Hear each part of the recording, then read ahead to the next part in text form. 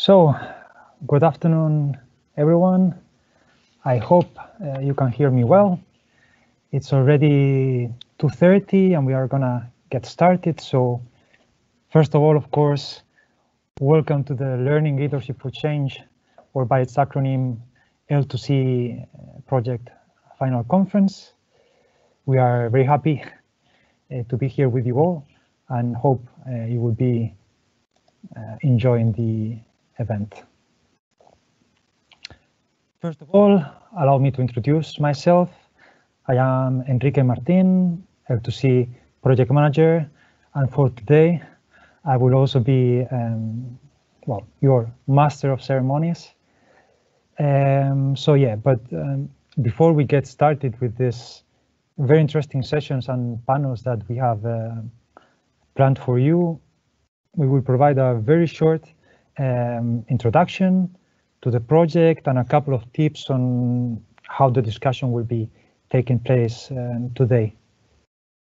I am very pleased, I have to say, that we have received almost 200 registrations from over 20 European countries and beyond, not only Europe. In this regard, some of you, especially those that have been involved one way or another in the project, may already be aware of the things that I'm about to share, but it will also serve as a starting point for those of you that are new to the L2C project activities. So, the L2C project is co-funded under the Erasmus Plus Key Action 3 framework. So this is support for policy reform initiatives for policy innovation. It has been running for the last 3 years. So it started already in 2018, and this year will be coming to its end. The goal of the project is to move away from the traditional vertical leadership model, which proclaims, of course, the primacy of heads of school, and move towards a more shared leadership approach, fostering a new culture in schools, in which teachers, students, and potentially parents willingly take responsibility for leadership within their school community. The project also aims to encourage, of course, dissemination and mainstreaming of these school leadership innovative practices and effective networking through capacity building. This includes self-assessment, training, and sharing of best practices within 3 key areas linked to the strategic development of schools. In the case of the L2C project, STEM education, innovative use of ICT in teaching, and digital citizenship. Very important too, also in relation to the partnership, it's composed by 6 partners based on 5 European countries. We have the Ministry of Education in Portugal, the Regional Ministry of Education in Castilla y León, Spain, also Indire, who's the representative for Italy, Malta, where we have St. Nicholas College, a cluster of schools that was directly appointed by the Maltese Ministry of Education. I'm here where I currently am, in Belgium, the Flemish Ministry of Education, and European SchoolNet, the network of Ministries of Education, which I'm representing today. So, very shortly, in relation to the project development, just to say that it was divided into 3 phases that are also corresponding more or less to the 3 years of the project. Phase 1, which included the identification of schools at the national level, but also the preparation of the capacity building and networking activities. Phase 2, which has been running from year 2 until now, year 3, which is the careful implementation of these planned activities mentioned before. And phase 3, from which this conference is actually a very important part of it, and regards the international networking and project sustainability. In relation to the activities, well, it included all sorts of training, networking, policy meetings at all the different levels from the school, local, regional, national, international levels.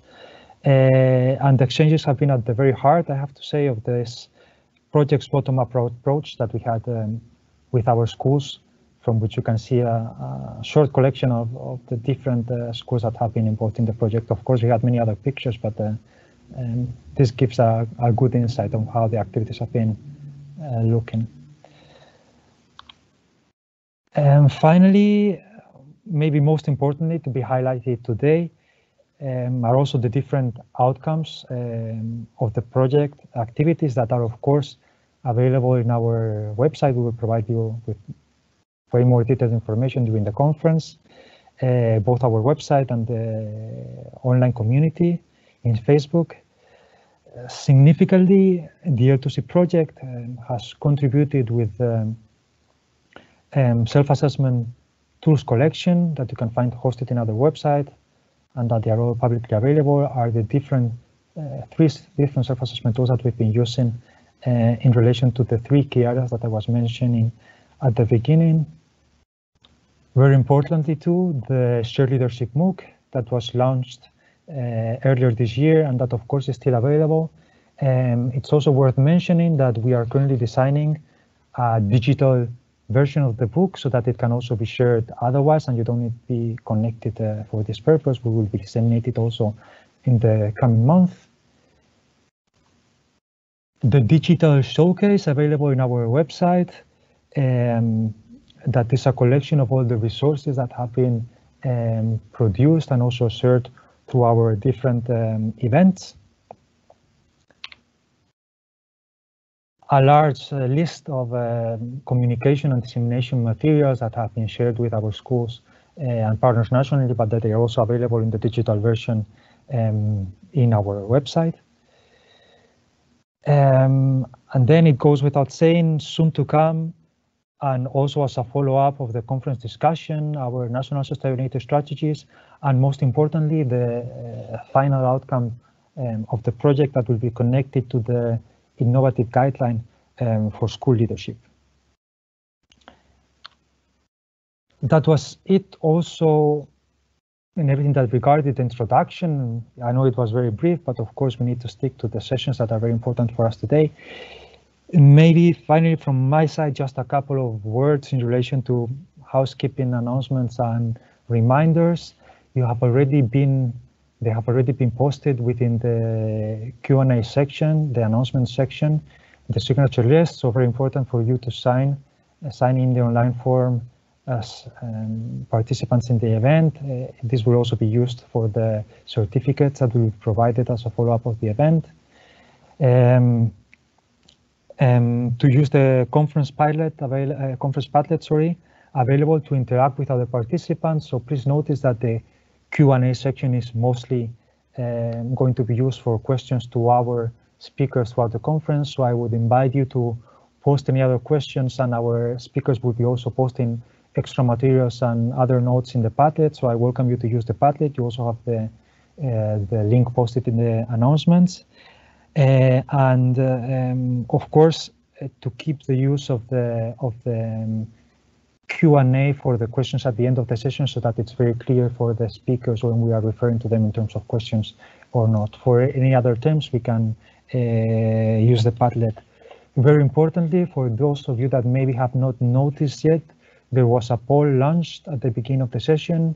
My colleague Ina will be also reposting this link to the poll, so that you can answer two very short questions that we will be sharing the results following this presentation.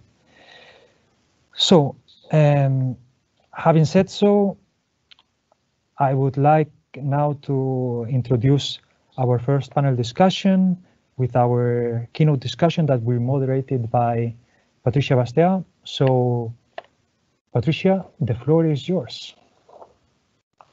Thank you very much, Enrique, and good afternoon to all the many participants and to, of course, all the speakers to the conference. I'm really pleased to be the moderator of this first panel session.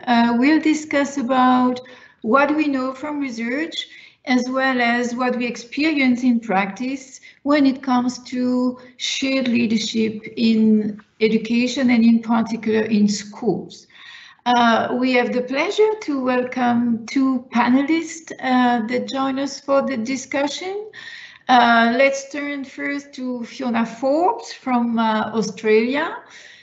Fiona is a practicing school leader. She is also the CEO and founder of a consultancy organization focusing on school leadership named Configurate. She has a very, very deep experience of 30 years in the leadership of school at all education levels. She is also a professor of practice in school education at La Trobe University, Victoria, Australia. And Fiona is also a member of many boards and had responsibility in the International Confederation of Principals. So good afternoon, Fiona. Australia is a very large country. Where do you speak from today and what time is it at your place? Good evening, everyone. It is 9:40 here in Perth, Western Australia. Okay, thank you very much, Fiona. And our other panelist is Koen Marisha from Flanders, Belgium. Koen is an expert, a speaker, and a teacher about contemporary issues and challenges about leadership in organization, with a growing focus on schools in the recent years, shared leadership and leadership in schools. Koen is affiliated with Antwerp Management School and a guest lecturer in several institutions. And Koen is also co-author of several books. Just look on internet to find them. Just for me to mention one published in 2018 that have the title of our focus today. That is, the title of the book is Towards Shared Leadership. So, but there are also two other books that you can find on the internet. And Koen is very interestingly also the driving force behind an initiative to support school leadership in transition that is called Stella. So Koen, Flanders is much small than Australia, but anyway, where do you speak from today? I will not ask you what time is it. It is exactly the same as for us. Good afternoon. I'm calling in from Antwerp, the center of Antwerp. Okay, this is right up north Belgium, right? Yeah. Okay, thanks to both of you. We are really pleased to have you with us. And I also address a message to all the participants, part of the audience. You are also part of the discussion and we hope you will be very active. So don't forget to use the Padlet that has been mentioned by Enrique just before for you to not just ask questions, but also post comments. And at the end of the session, we will turn to it and identify several questions or comments that we will address before going to the next session. So before entering into the conversation together with Koen and Fiona, let me just briefly clarify the reason why European SchoolNet decided to implement a cross-country project about shared leadership. The point is that during the 2 to 4 last decades, depending countries, increased level of autonomy have been given to schools, at least in some areas. Those areas might differ depending education system, but the trend is clear. Areas and level of school autonomy have significantly increased in almost all countries in the European Union and beyond. The question we had is, did the role of school principals evolve similarly in practice? Well, the wording of school leaders entered the scene, what is already meaningful, alongside wording like previously used like school head and principal. The definition of the role of school leaders has also evolved in several education systems, in which school principals are considered both as pedagogical and administrative leaders, while in other systems they are still first and foremost seen as administrative managers. And the use of the word managers here means something. It's quite different from being a leader. We will come to that later on. So the key question we wanted to address through the L2C project are the following. In this new context of increased autonomy given to schools, in changing societies where behaving values, expectations are evolving quite dramatically and quite quickly, is it still reasonable, meaningful to expect all the competence needed from one single person at school level and to rely quite exclusively on top-down decision processes? Another question we asked ourselves was how to benefit also from the existing expertise of all the many actors present within a school as a way to improve the development of education and in particular the school provision. And finally, how can we support school leadership competencies via training and accompanying resource to face the diversity and complexity of present educational challenges? So this being explained, so the reason why we really wanted to develop this project, I will turn to Koen and ask him a first question and ask him to develop a little bit around it.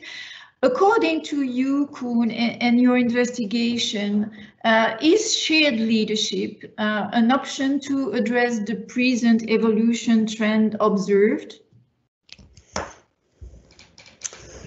Thank you for the invitation, for the question. So allow me to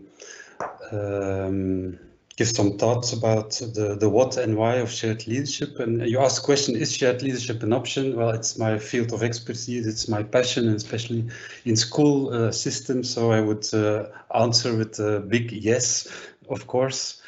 But it's not an easy idea to implement and to reap the benefits from it.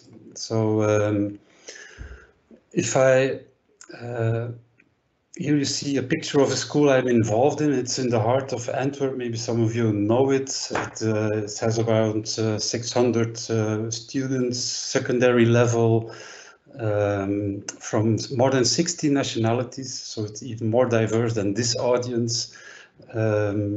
And also more than 80% of them come from social disadvantaged families. So it's a school with a lot of challenges, and they, in a very natural way, implement shared leadership. And I'll give some examples.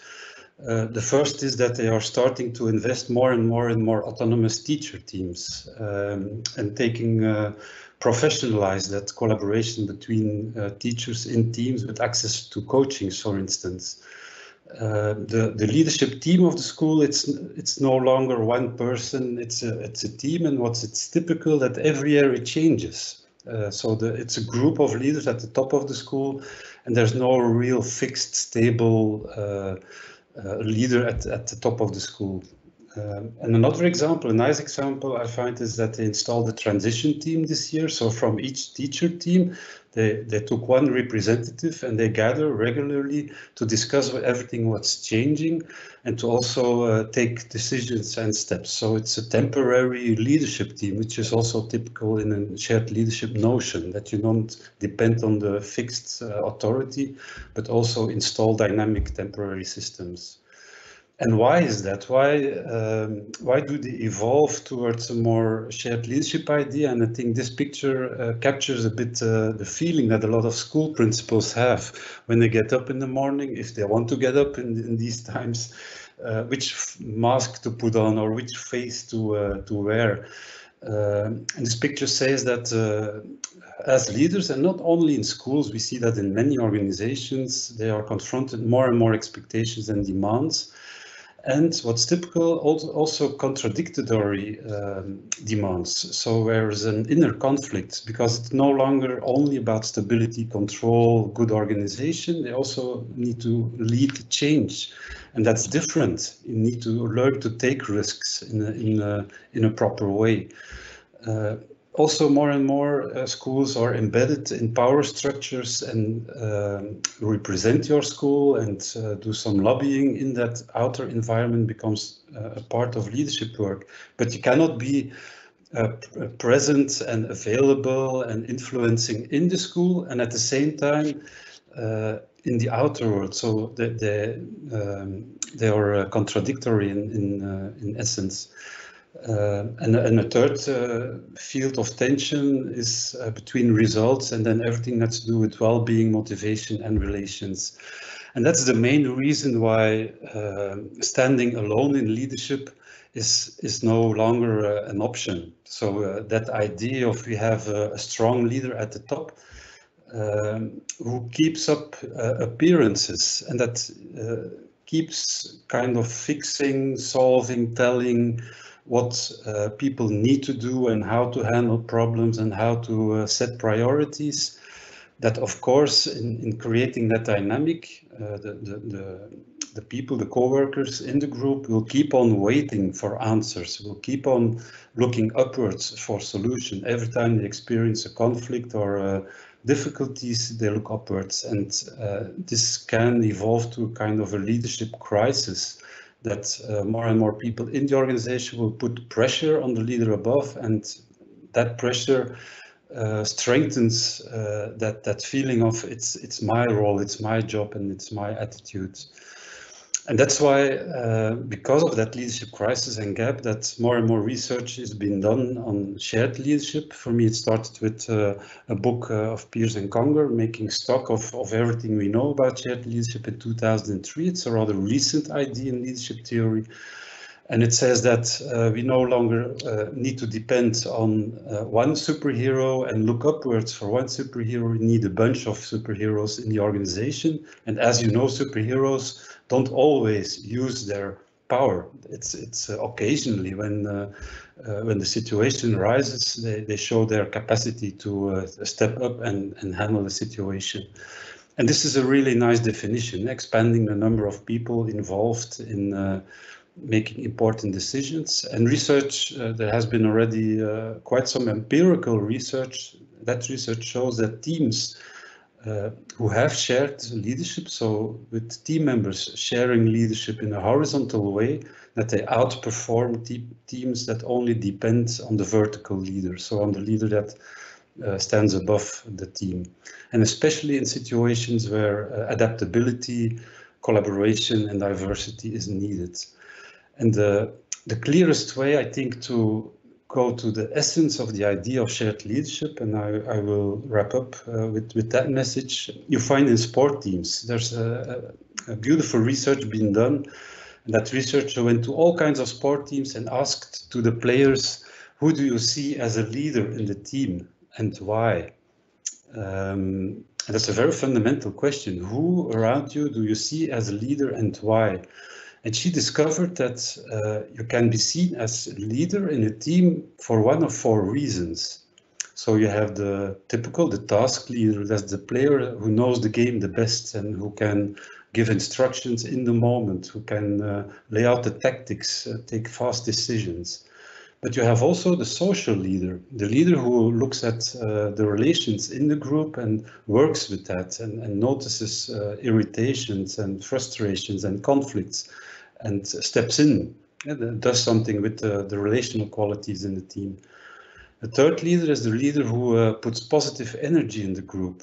And I recently read an article how important people in organizations are who create positive energy. They create a flow through the network of relations in an organization, and it's that positive loaded energy that accounts for fast adaptation of new ideas. So these members of teams who who motivate, bring positive warmth, and are very, very important, certainly in times of change. And the fourth leader is the reader, the player who represents the group to the outer world. And her research shows that teams, sport teams that share leadership, so that have shared leadership, are higher in the ranking of their sports league. So, and that's, I think, the fundamental idea. But it's, of course, an idea that's not so easy to implement, but I think we'll address that further down this session. So that's Indeed. As a starter. Indeed, thank you very much. I don't know if it was intentional to put a masculine picture for the superhero and woman for the team spirit, but anyway, I like it. And yeah. These are the Belgian cats. Some experience. Yeah. Thank you, Koen. Let's now turn to Fiona and also to listen from you, Fiona. How does this resonate to you? And according to your experience in Australia and from your participation to international circles, what are, according to you, the building blocks of shared leadership? Thank you, and good afternoon, everyone.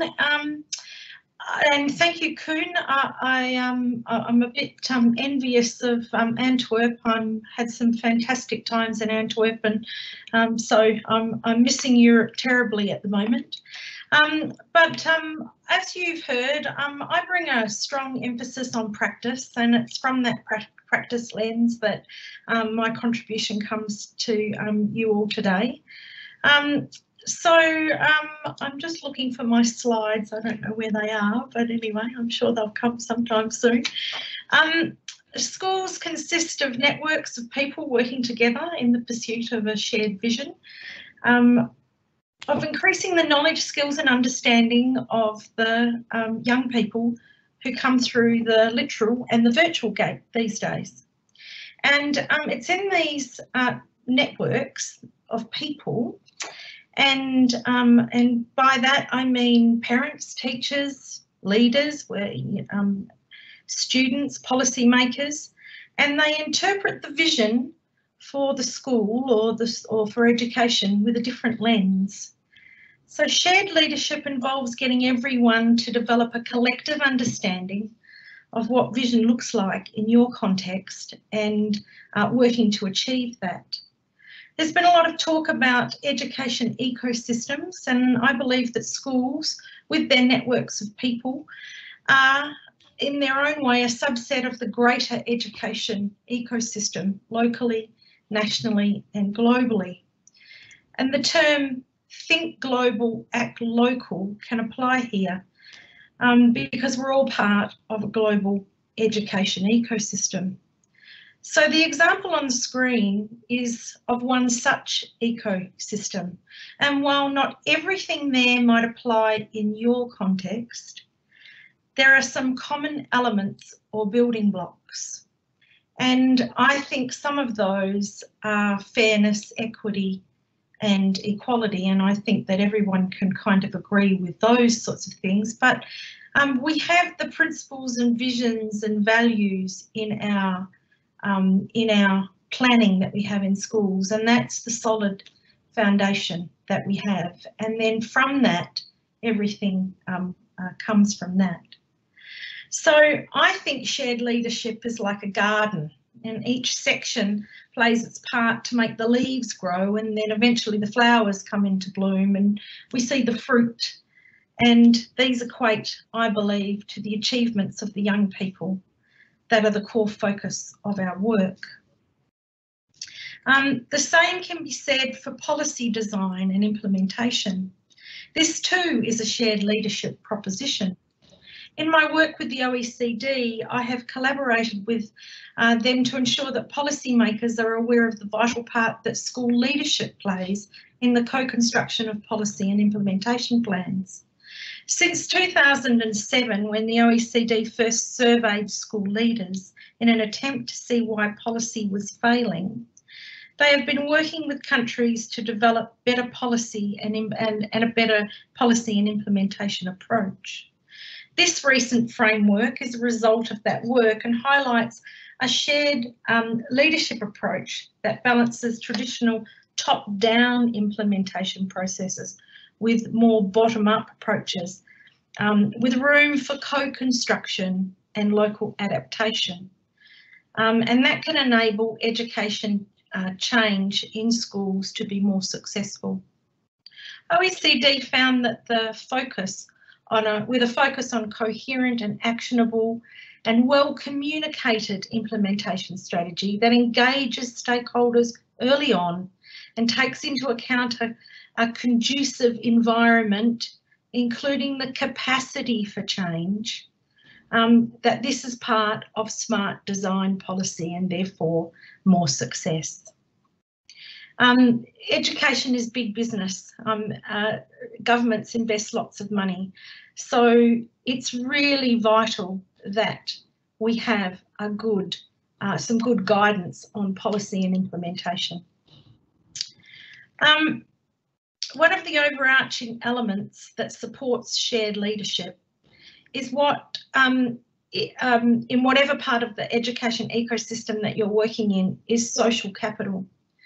Now, this particular global Principal Health and Wellbeing initiative that Professor Riley and I developed late last year is part of a 10-year plus longitudinal study of health and wellbeing of school leadership, and that is not just the principals but also middle leadership. So we're actually looking at school leadership in its more broader sense. And it's been conducted in Australia, New Zealand, Ireland and Finland. And what it actually showed was the positive impact of social capital, that this really can't be underestimated. And one of the most important things is that there's a high level of love for the profession in schools, but there's also an equally high amount of stress. And some of that is in those pillars there: work pressure, moral stress, and so on and so forth. But I want to talk a little bit about social capital because it can be broken down into 3 areas, and it actually goes to shared leadership, school culture. And I think that's really important. So structurally, social capital is the connection between staff, like when you're working in a staff meeting. And relational is the personal relationships that people develop over time, and therefore the trust that develops, such as, you know, who they eat lunch with and who they socialise with out of school, because they're the people that they trust and have a rapport with. And then it's cognitive, and that's the extent to which colleagues are able to develop a shared vision for the school. And this is when they feel that their contribution is heard and valued and accepted. So high social capital means good wellbeing, and good wellbeing is a happy, productive and innovative school, the things that we want. So the final point that I want to talk about today is in relation to process, the vehicle to move shared leadership into practice, because that's my jam, as the saying goes, practice. Shared leadership needs a framework or a process and some guiding principles that give a sense of surety and certainty for staff, that the approach that they're about to embark on or are taking is sound and based on data, and that it's not just some good idea that someone thought up over morning coffee. And that's really important because that surety goes a long way for what is needed to make sure that this happens. So what I've done is I've chosen 2 to highlight today, and there's many more that we could have that I could have shown, but just 2 for today. And the first one is the Microsoft K-12 transformation framework. I was lucky enough to be on the Microsoft Worldwide Advisory Group, and I know that this is based on really sound research. And so what I've done is I've just put up the first bit of it for you to have a look at. And I think that it just shows that it's some really good guidance material, and that's what people need. People need a roadmap. They need to know that they've got some steps to follow, a process. And this is got good. It's got good guidance material. It's got great practical examples, and it's all online. And there's some quality resources supporting it, and it does have a technology lens. It can be used for all sorts of different things in schools to develop shared leadership, but it does have that technology focus, and I think that that's really valuable for this particular audience. And the final one that I wanted to conclude on, I've gone, wrong way somehow, I don't know what I've done. Anyway, my last slide, I'm sure Enrique will help me. I wanted to conclude with the L2C learning leadership for change building blocks, because I was really impressed with these building blocks, and they really fit in with other frameworks that are out there and other processes. And I think that what I really liked when I dug a little bit deeper was the suite of resources that are on the website, and the clear and easy steps to follow towards a shared leadership approach. As a leader who's been working in a shared leadership framework for around 20 years now, I can attest that outcomes for students benefit when the whole school community are working together to achieve the vision. And so I'm going to leave it there, and thank you for that little bit of time, and I look forward to contributing some more as the afternoon goes on. Thank you very much. Thank you very much, Fiona, and your focus on the tools and guidelines that are essential in the implementation of shared leadership. It is indeed a challenging approach, very interesting and with a very fruitful potential, but quite challenging. You highlighted doing that the kind of role the central level can have when giving autonomy to school, that is to adjust the role of the central level into providing a supportive environment, no more specifying in the details what has to be done, but really providing all the tools to help those on the first line to act and to implement challenging processes that are needed today. This was really a very important point. So I take the opportunity to address all the participants, to remind you to put your comments, your question, what is not clear maybe to you, or what you consider particularly interesting, to put your ideas in the Padlet.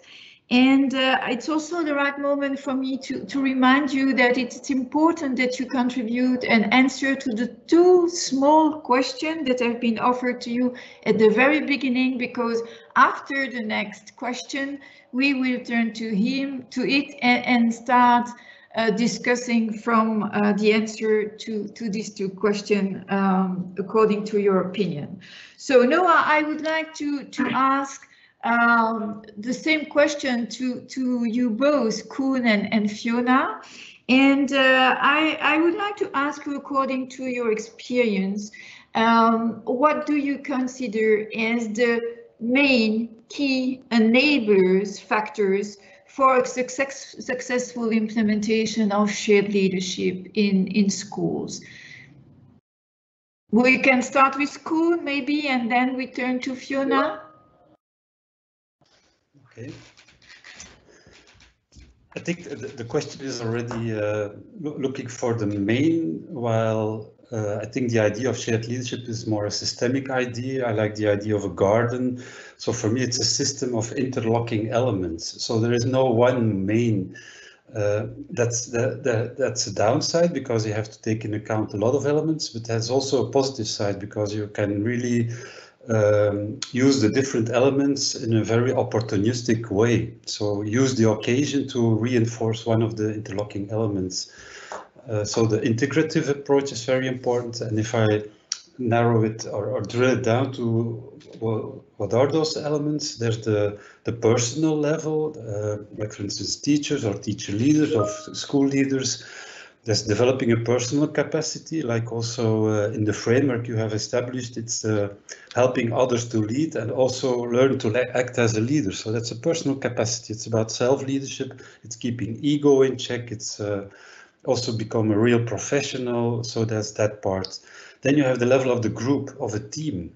And I think that's the main challenge in a lot of schools, learning people to work together as a team, as a group. And you have here an overview of the elements I'm addressing. So and at team level, it's about building psychological safety, allowing an active debate of ideas so that things can be discussed, that there's safety in the group. And then the third level is at organization level. It has been discussed, like create that common vision, gather evidence, become data-driven, but also have that cultural element of we have a shared we have a collective identity. Without a collective identity, there is no shared leadership, because it's the collective identity that allows each one to contribute to a larger idea. And if that is absent, people start working for their own role, responsibility, and don't take into account how they can build together a larger thing. And the that's not a word. The fourth dimension is HR practices. I think it's narrowly intertwined with HR processes. So, if the slides can be, because there's some animation in the slides. Can I show? Here we are. Next. Yeah. So on the level of HR, selection is important so that people can fit in.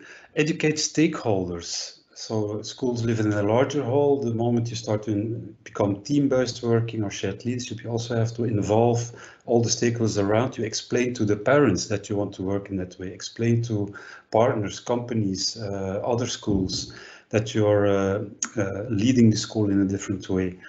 And a very important one and a tough one is that you have to evaluate, you have to have data, but you have to have a growth mindset. That evaluation is to learn and to develop. And I think and that's, in that part, there's still a lot of work to do, that people are no longer afraid to be evaluated, and they look forward to evaluation, to audits, to, I don't know, or all kind of evaluations as input for improvement. So that growth mindset and providing those and then next group-based compensation systems are of course also important. As long as we look at individuals, we will have very individual-driven behavior in organizations. So we see it's a system of interlocking elements that enable shared leadership or see leadership as an outcome in an organization. Thank you, Koen, for presenting in such a clear way this systemic approach. Fiona, from your side? Right, from my side, well, you know, I have to talk about my experience, and my experience is shared leadership. That's what I live in my school, and I'm all for this garden analogy at the moment. So I'll continue on with that and say that like a garden, we need to grow and it needs to be organic. So, because that's when it flourishes. So shared leadership needs buy-in. You can't actually have shared leadership if nobody's really interested in that. So you have to get buy-in, and you have to get that to get it established. And so my suggestion to people is to start small with either a school-led initiative. Now, by that can, and I would say a teacher-led initiative. It could be the gardener. It could be the canteen lady, the dinner lady. It could be anybody who's got a really good idea, who wants to lead something in your school that's going to improve outcomes for students. So it doesn't matter who it is. It's just a matter that somebody actually wants to do that. And then you need to use a framework or a process, because that way you can get some structure to what it is. And you need to make sure that that person, I'm going to say that they're a teacher, has the conditions for success. What you don't want to do is set it up to fail, because if you set it up to fail, then you'll never get shared leadership, you'll never get buy-in. So you need to make sure that the conditions are there for success. That person needs support. They need a coach or a mentor, somebody that they can talk to about the initiative that they are developing. And then they need resources. They need whatever it takes, time, which equals money. We all know that if you're in a school, you know that time equals money. So it needs those things. And then when it's along the road, you get the person to keep the staff informed, or the community via the whatever it is, the newsletter, whatever it is, the e-news, whatever it is, so that people are aware that this initiative is happening, that's being led by Mrs. Smith from room 9, and away it goes, and you support it, and you foster it, and you grow it. And then you get that person to present that to the staff and the community with all the success that goes with that. And you get everybody to celebrate that person's success. That's how you get buy-in, and buy-in is really important, because what that does is that then allows you to use that positive experience to springboard into the next innovation that you want to have, and then more teachers or more people within the school are more likely to get involved because they can see that it's supported, it's successful, it's given some kind of support, which is really important, because no one's going to take a risk if they're going to be set up to fail. No one is. Not even the school leader is going to do that. They're not going to support an initiative that means that it's not going to work, but you've got to take a leap of faith. That's the most important thing. You have to cultivate that trust and the safe environment in order to take a risk, in order for people to talk freely, honestly, and identify ways to improve practice. Because that's the liquid gold, or the, whatever, the fertilizer, whatever you want to call it. I'll call it the liquid gold of shared leadership in a school. And with that, you can do many, many, many things. So that's my take on that one, Patricia. Thank you very much, Fiona, to inspire us with these positive values, and also the analogy with the gardening that help us to turn to the last point of our discussion that might be at first sight a little bit, because we will discuss about the relevance of shared leadership in times of crisis, and this is of perfect timeline, let's say, with the present COVID-19 sanitary crisis. And before entering into the exchange of a few ideas about that, I turn to Enrique to know if we could have the result at least to the second question asked to the participants, because it was precisely about that aspect that they were invited to give their opinion. Yes, Patricia. So if you give me a second, and I will be showing what we have collected so far from the participants. So here you can already see we have collected at least half of the participants that are attending have already replied. You see that it's constantly updating. Yeah. So I would say that around 2/3 of the participants actually identify themselves in what regards to the first question as formal leaders, or they have been acting in that role. And in relation to the second question, so do you think the COVID-19 sanitary crisis has an effect on shared leadership? almost all speakers have identified COVID-19 sanitary crisis as an opportunity for shared leadership. And of course, there was a couple of them that mentioned also that it may put shared leadership in danger. Thank you, Enrique. It's really, really interesting and encouraging to see that the majority of the participants who answer to the question see really a momentum in the present crisis to progress with the implementation and adoption of shared leadership. Koen, according to you, how do you see the approach to be implemented in this? What are first your comments about the result, and how do you see the way to approach those challenging in times of crisis?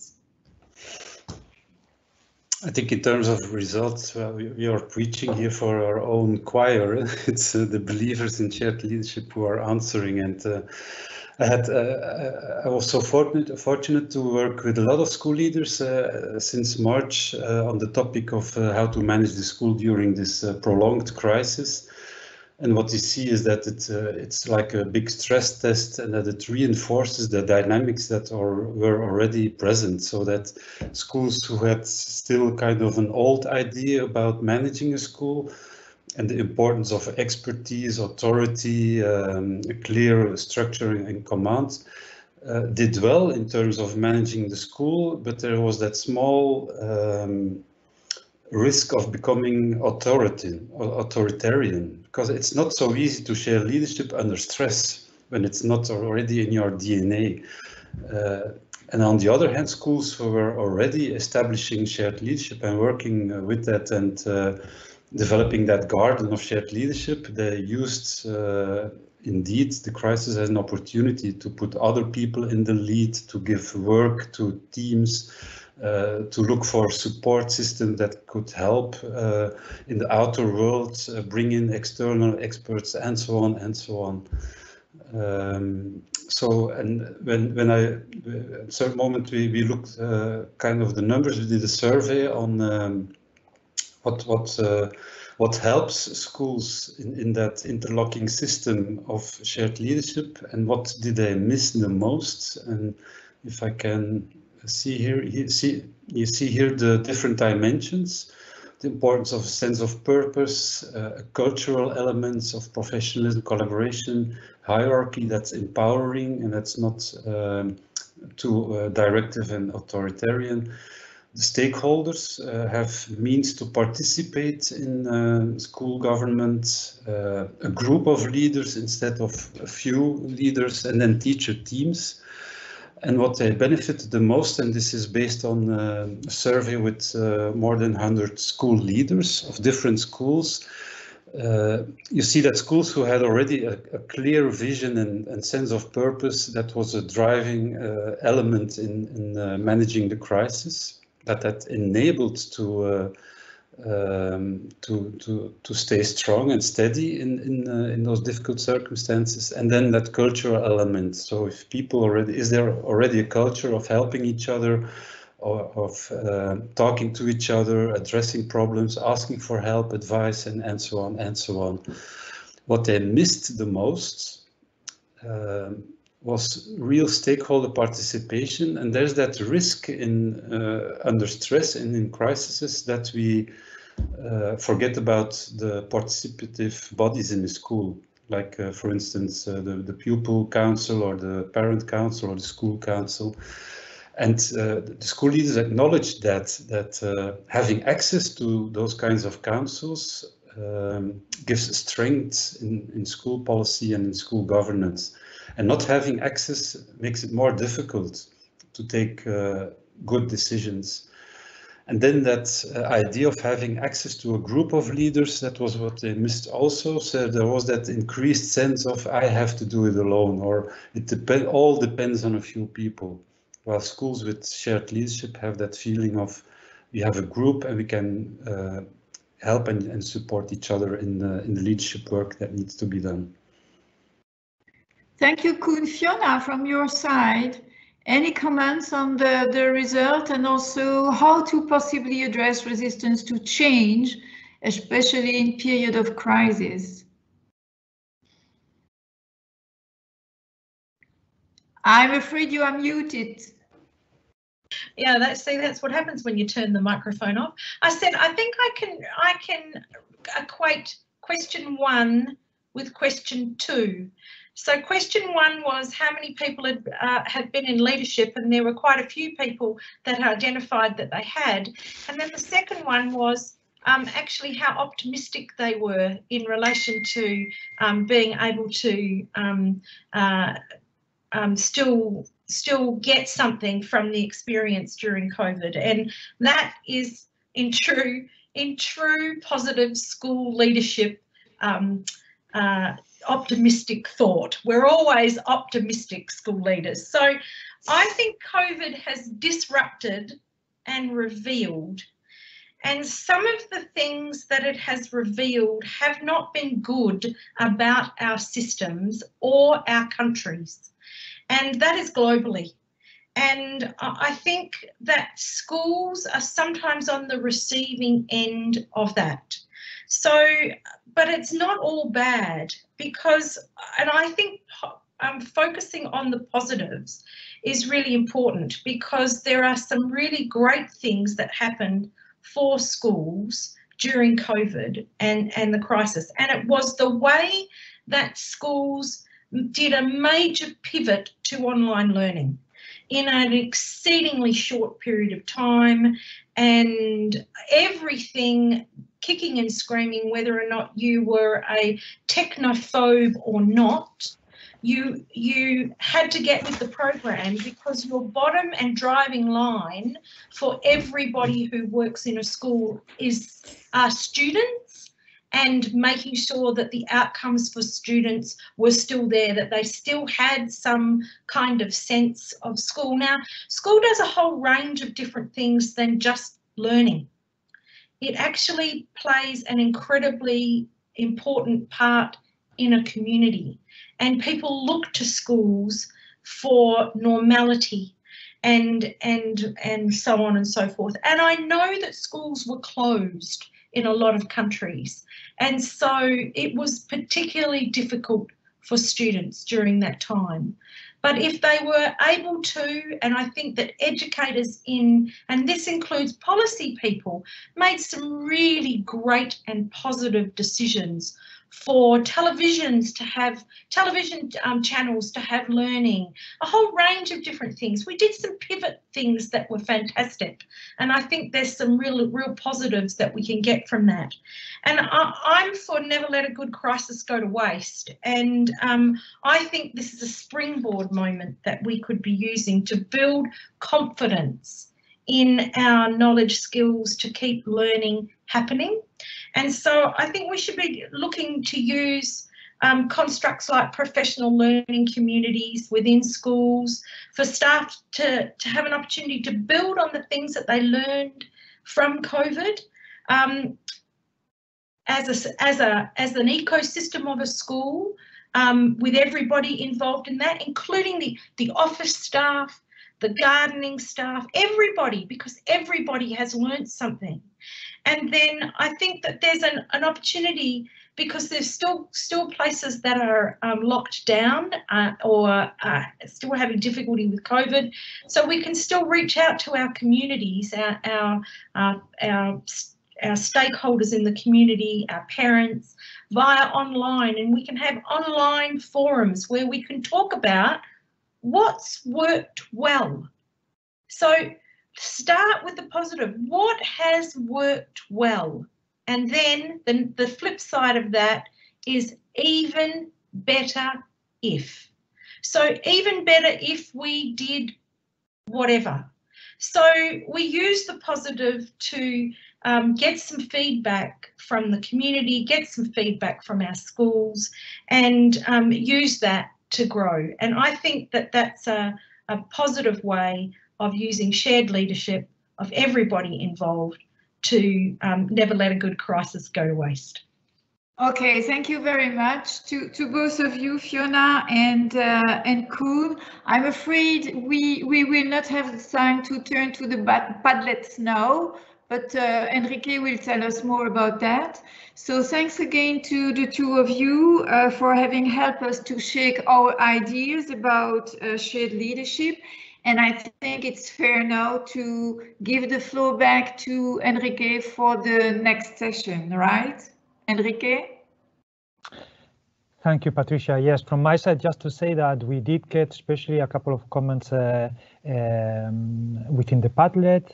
Not really questions, but some of the participants were sharing some items in relation to their own programs that they have at the national level in terms of shared leadership, and they were giving examples. We also got a couple of comments in relation to the importance of involving all members of a school in the decision making of strategic lines in each school, and also that shared leadership reflects not only a real need for schools, but above all promoting a sense of belonging and identity, which is pretty much in line with what our keynote speakers were mentioning.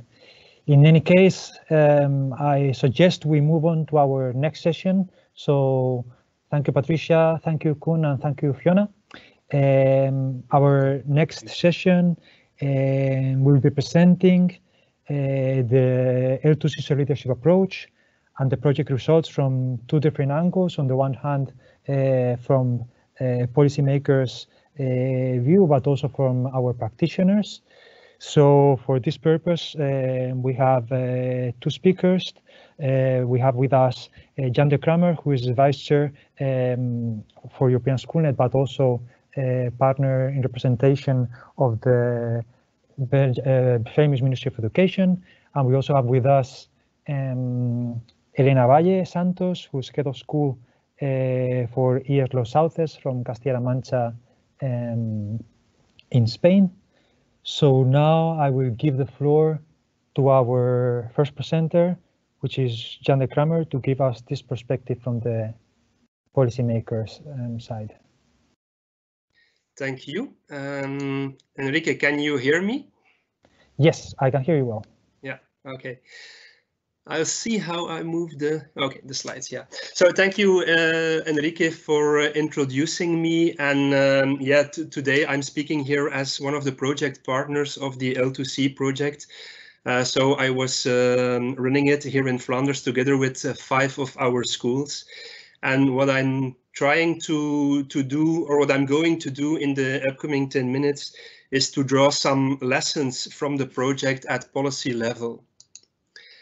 And one of the first lessons has to do with the very basics with the concept of shared leadership. And there I must admit that the concept of shared leadership was not very well known. Personally, I'm dealing with ICT and education for over 20 years now. And in fact, this was the first time that I did a project on the general topic of leadership. So it's relatively new to our policy in the first place.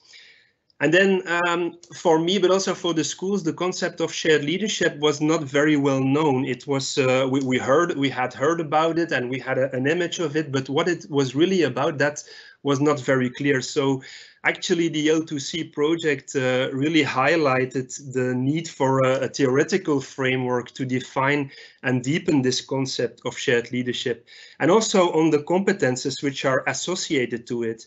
For instance, on the psychological and relational issues which has to do with shared leadership, such as team building or collaboration or engagement or efficient communication and professional dialogue, things like that. And then another important point related to this is that shared leadership is not a holy grail. It has a lot of benefits when it's well implemented, but there are also pitfalls, such as a lack of recognition or a resistance to change. And we really need to be aware that a good teacher does not make automatically a good leader. This brings me to the next lesson.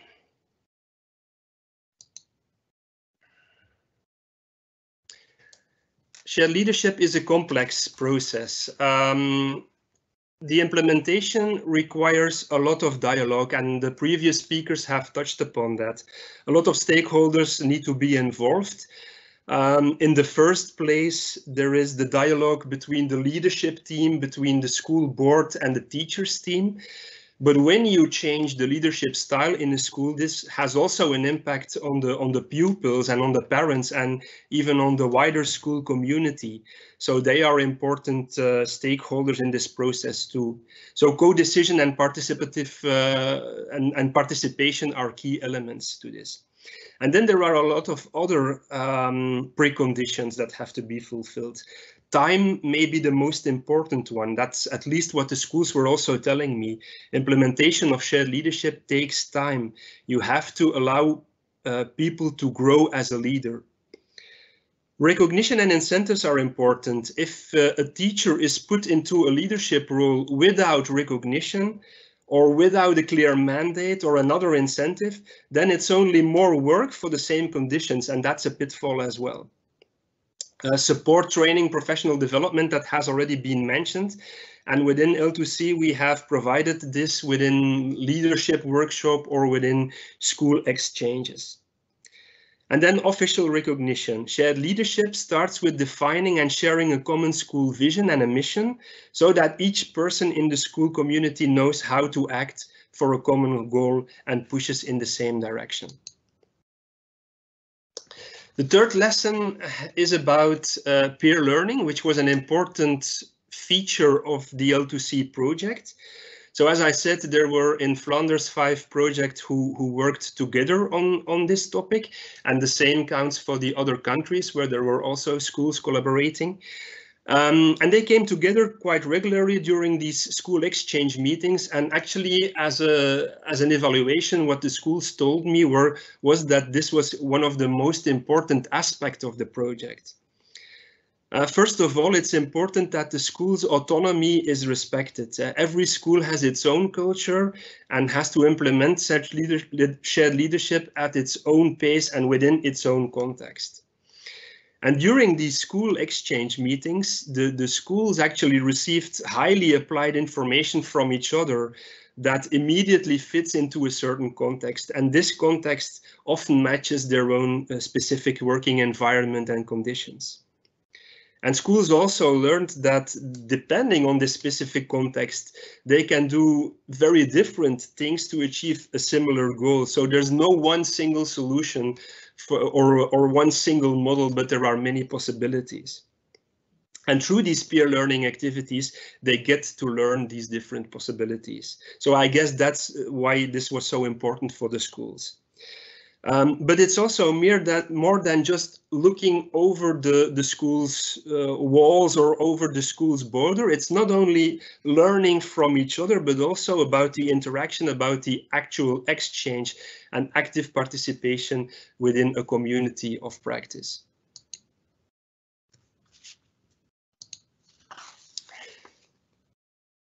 Lesson 4 is about data and evidence to support innovation, and yeah, Enrique mentioned it in the introduction.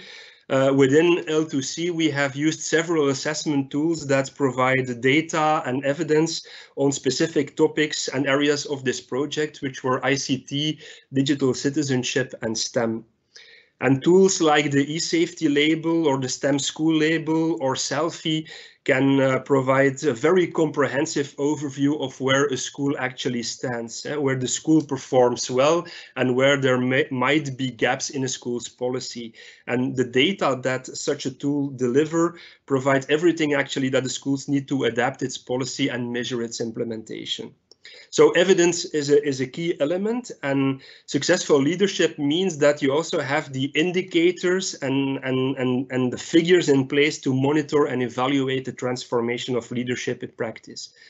And those monitoring elements serves very different aspects. For instance, to make adjustments, it provides the input to make adjustments during the process. It feeds the dialogue within the school or at school level, and it offers opportunities to celebrate the intermediate successes. So the use of self-assessment tools has been highlighted within this project as a very efficient way to promote and to improve the teaching and learning processes. And then finally, the final lesson is about widening the scope. So the biggest challenge now for us as a Ministry of Education is to broaden the scope and to increase the outreach, to reach out beyond the 5 schools that were involved and to reach a more broader educational field. And one important element to do that, or to realize that, is to identify and develop key local or regional multipliers, for instance, professional development organizations. And then a last point, L2C has also been inspirational for regional policy developments. And I give you one example from Flanders. We will redesign, or we're in the process of redesigning our whole ICT support structure, which is currently based on ICT coordinators who work as individuals in the school, working on their own island.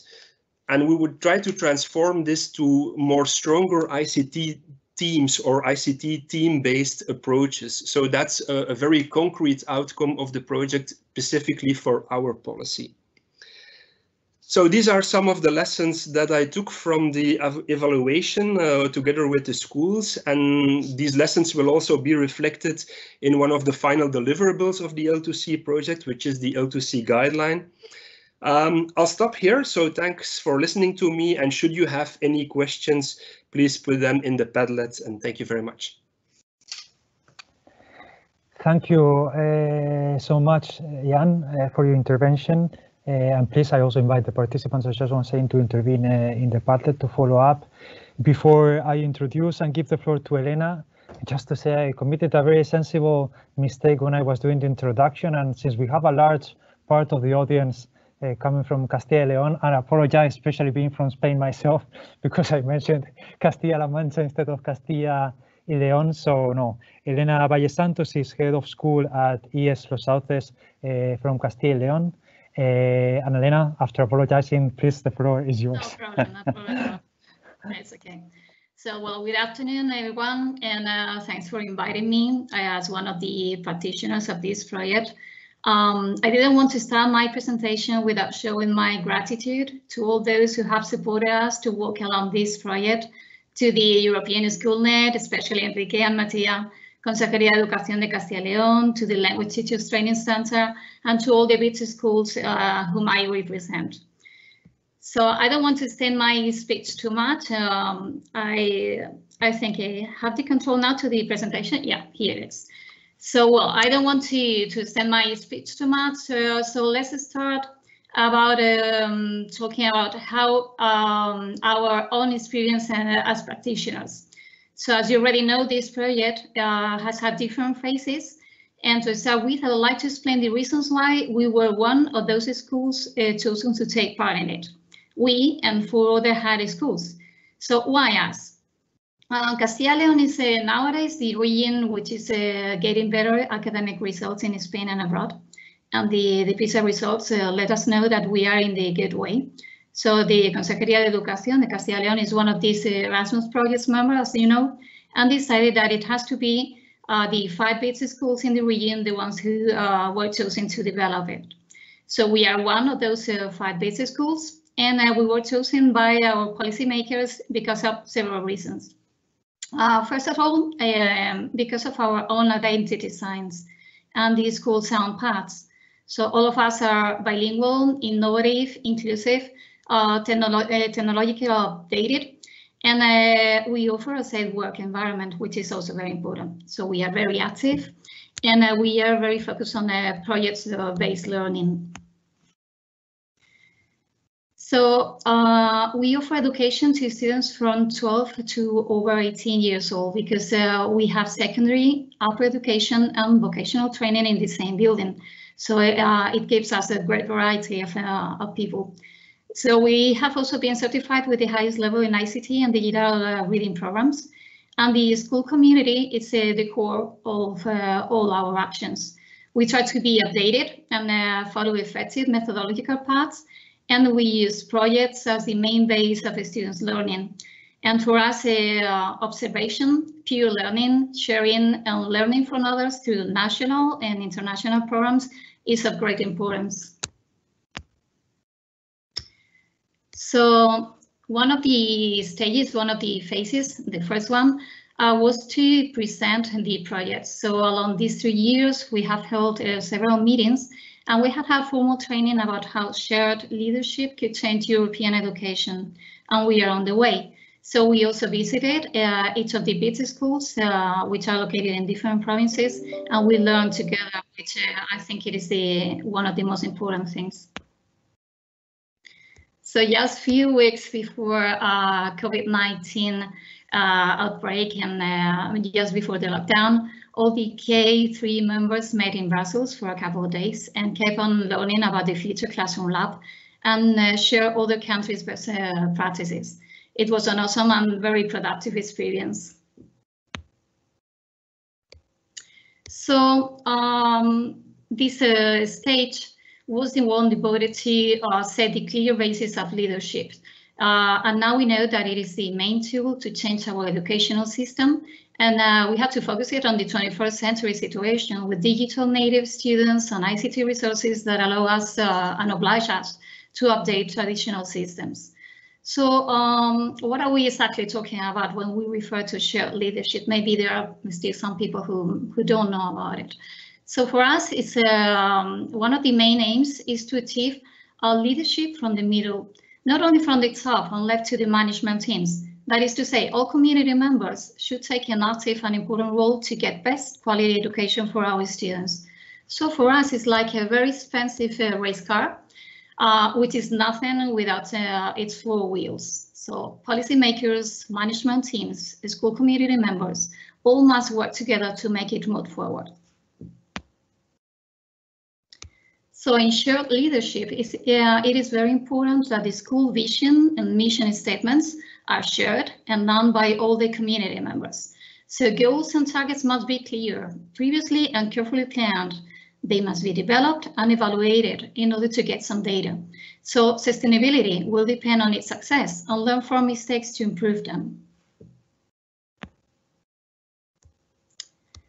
Communication, commitment, engagement are keywords to all members to make things work correctly, and teachers training programs are crucial to make the change possible. So we cannot forget that it is students, always students, learning the main focus in our progress. Management teams also have to assign roles to create the figure of leader teachers. And they have to be mentors. They also have to make decisions and share and learn from their own best practices, which is very important. So just talking about it, our experience, it's well, it's been 10 years since I took part in the management team of this school. So we could say we can explain now how has shared leadership been implemented in our school. From 2010 till nowadays. So when we faced the management of the school 10 years ago, as I said, we had a team that we could and had a need of leading improvements in teaching and learning in our school. So we wanted teachers willing to develop new teaching approaches. So from our point of view, shared leadership means that all together have to do the planning and lead the change in our school so that it is effective and has impact. So the school's visibility improves and gives value to its actions. So we spread among our teachers that we were going to do it together, especially to make it work. So involving teachers in the school review process so that they have first-hand knowledge about how the school is performing. So it is very important to encourage teachers to take responsibility for issues in their class. Everybody had to visualize what the change will look like. And it implies motivation, very, very important, to make the change possible. So for us, the observation of previous experiences and learn from other schools' best practices have been very important too. So international programs have become crucial in our development, but not only by themselves, Also, PBO learning procedures, STEM, and all kind of different projects came after. International peer observations by means of Erasmus projects, which are part in, and a school exchange of students made a difference. So new methodology, processes, and procedures have to be implemented so that we set up our future classroom lab with spaces in our schools to develop all kind of projects. And suddenly COVID-19 brought new challenges to our shared leadership. So we suddenly had to test and check if our resources, our teachers and students updating programs, digital teaching in general, could work in a successful way. So here we have the most important parts of it. And nowadays it is real. Now we know that because of the support of the whole school community, it can work. So yes, summing up, because we are quite short in time, we could just talk about benefits, withdrawals, and results that we have found in the way. So in our opinion, almost everything is positive.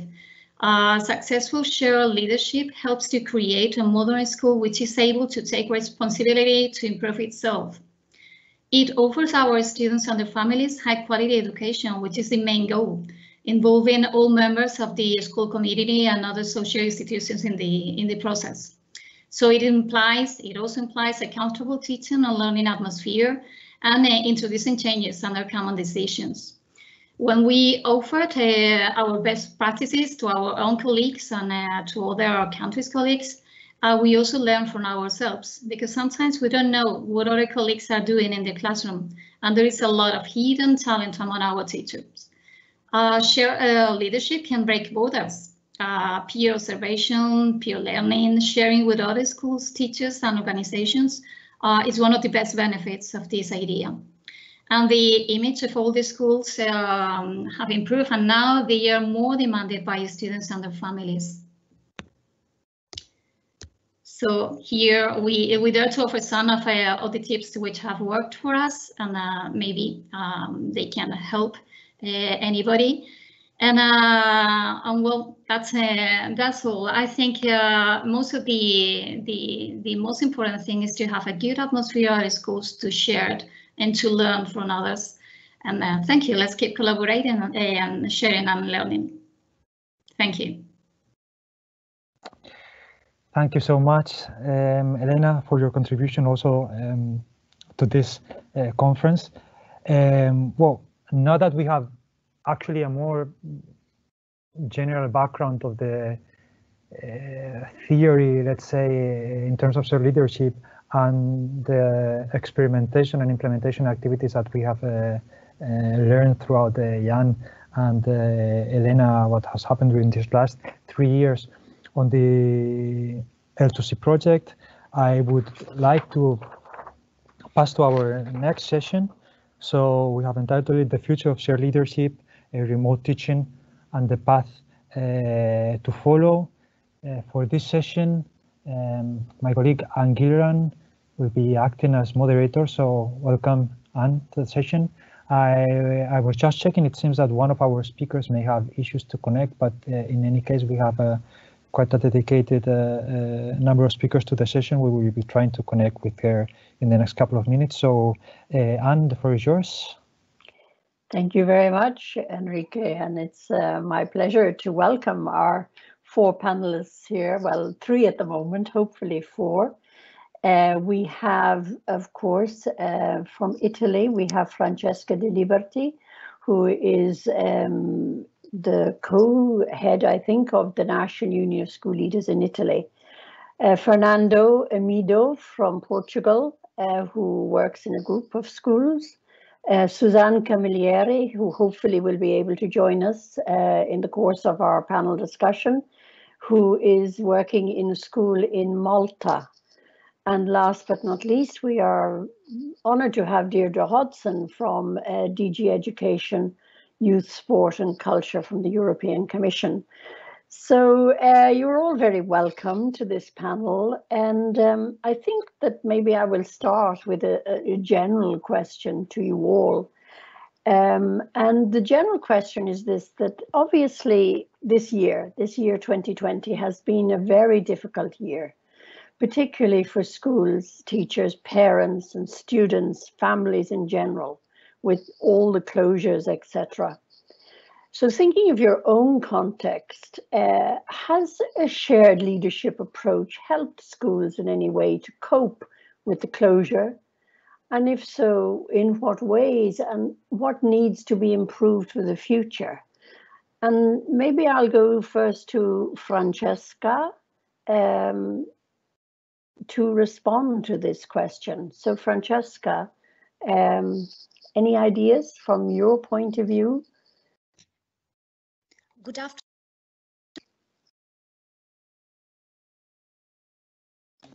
Francesca, you are now muted. You need to unmute yourself. Okay, can you listen? Yes, can you now hear we can me? hear you. Okay, Yes, yes. Thank you.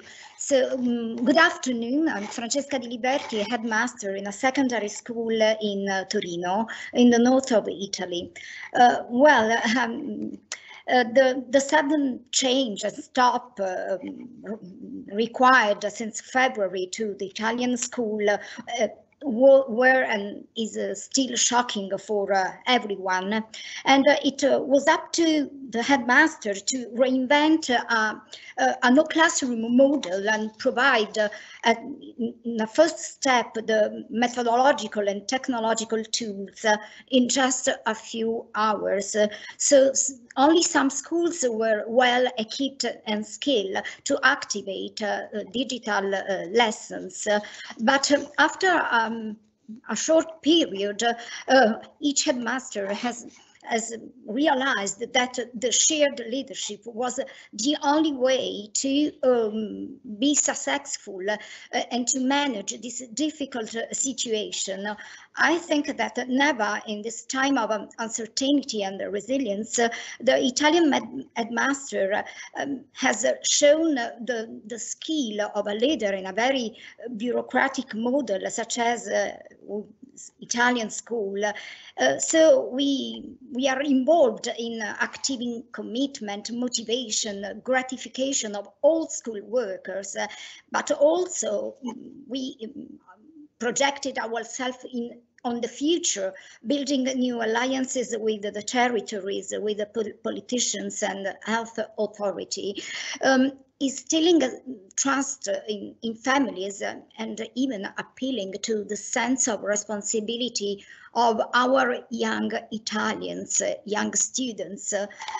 What emerged in these difficult months is that the headmaster has been the keystone, together with the teacher, in many conservative contexts, for starting the renewal of the teaching learning process, of methodologies, the devices and strategies, but also we have very involved in giving psychological support to students and family. The school as doctors have been a solid reference point for local administrator and for the government too.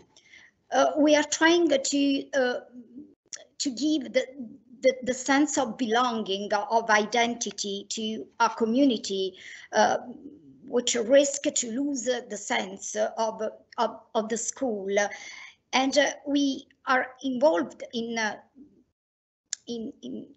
the sense of the institution felt at home, even when the school doors are closed. Of course, we are in a very difficult situation because we need connection to get in our students' homes. So, Italy is a great country with mountains, and not all students have stable connection. So it's very difficult in this situation. But we are trying to make school from our kitchens, with cats walking on the keyboard, with grandfather in pajamas, with other people talking in the other room. Indeed, so indeed. Today everybody knows that another incredible school was born in Italy, but we are just at the beginning of a hard work. Yeah, My cat frequently appears at meetings. Yeah. So thank you. I come to Fernando now. May I hear what you think, Fernando? Has has the shared leadership approach helped in coping with the stresses of the pandemic? Hello, Han. Good afternoon. First, we would like to thank for the national and the European institution for the trust in our work and for the invitation to be part of this project. In our case, shared leadership allowed the process of closing the schools due to the pandemic and the consequent distance learning to be facilitated. In March, we had to draw up a contingency plan and the distance learning plan for all students in the school cluster, from preschool to upper secondary education. Several internal decision makers, such as the principal and his team, teachers and pedagogical coordinators, school coordinators, and non-teaching staff were involved in the preparation of these guiding documents, but also key stakeholders of the community, such as local health authorities, the municipality, and parent associations. In this sense, the decisions taken were legitimized by all those actors because all were called to contribute to the effective implementation of these plans in the various moments of construction and decision. With regard to the implementation, there were several actors who took an active part in this process. Class teachers and class directors were the main link between the school and families. As formal class leaders, they were closer and knew the reality of each family, being attentive to the needs and alerting the competent entities, both internal and external, when it was necessary to intervene. They also monitored the distance learning process, articulating and regulating the weekly work plan with the teachers belonging to the class council. The availability of the teachers was a factor that made it easier for students to work in distance learning. The students, the class delegates, especially with older students, tried as far as possible to accompany their classmates and support those who needed help, both at the social and academic level, always in collaboration with the class director. Curricular department coordinators had the function of monitoring the implementation of the distance learning plan at the level of the various disciplines from a collaborative, interdisciplinary, and mutual aid perspective. Student and Family Support Office and Psychology and Guidance Service provided psychological support to students who were already being followed and to those that were emerging. Multidisciplinary support team for inclusive education. There are teachers of educational support and special education that assisted in the implementation of the distance learning plan in the classes they already had assigned, giving more personalized support to students who were already supported and to those who showed more difficulties during the distance learning process. With the community partnerships and networks we already had, we had some articulation with charities, which have helped by donating genders to the most deprived families, and also technical support at IT level. There was a provision by the municipality of equipments for access to distance learning to the most socioeconomically deprived students, and also access to the internet. What we think that needs to be improved for the future is the most appropriate number of tasks or activities, because in an early stage we thought that students had all their time available for school, and in fact they spent the day doing schoolwork and had little or no time for themselves. More quality feedback about the tests and the activities performed by the students, because the amount of work that teachers assigned to the students was not compatible to deliver regular and quality feedback about their tests, and more interactive classes using other type of resources and methodologies, not only a replication of the school classroom at the virtual level. Okay, well, that's certainly a lot of things happening there. Fernando, a lot of activities, examples of shared leadership on a very broad scale. Unfortunately, one of our panelists, Susanna from Malta, is not able to join us. So I will go then directly to Deirdre.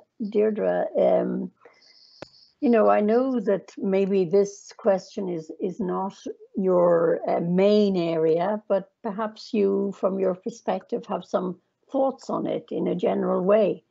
Sure. Thank you very much, Anne. I'm delighted to be here, and I've really enjoyed listening to the speakers so far and learning more about the project.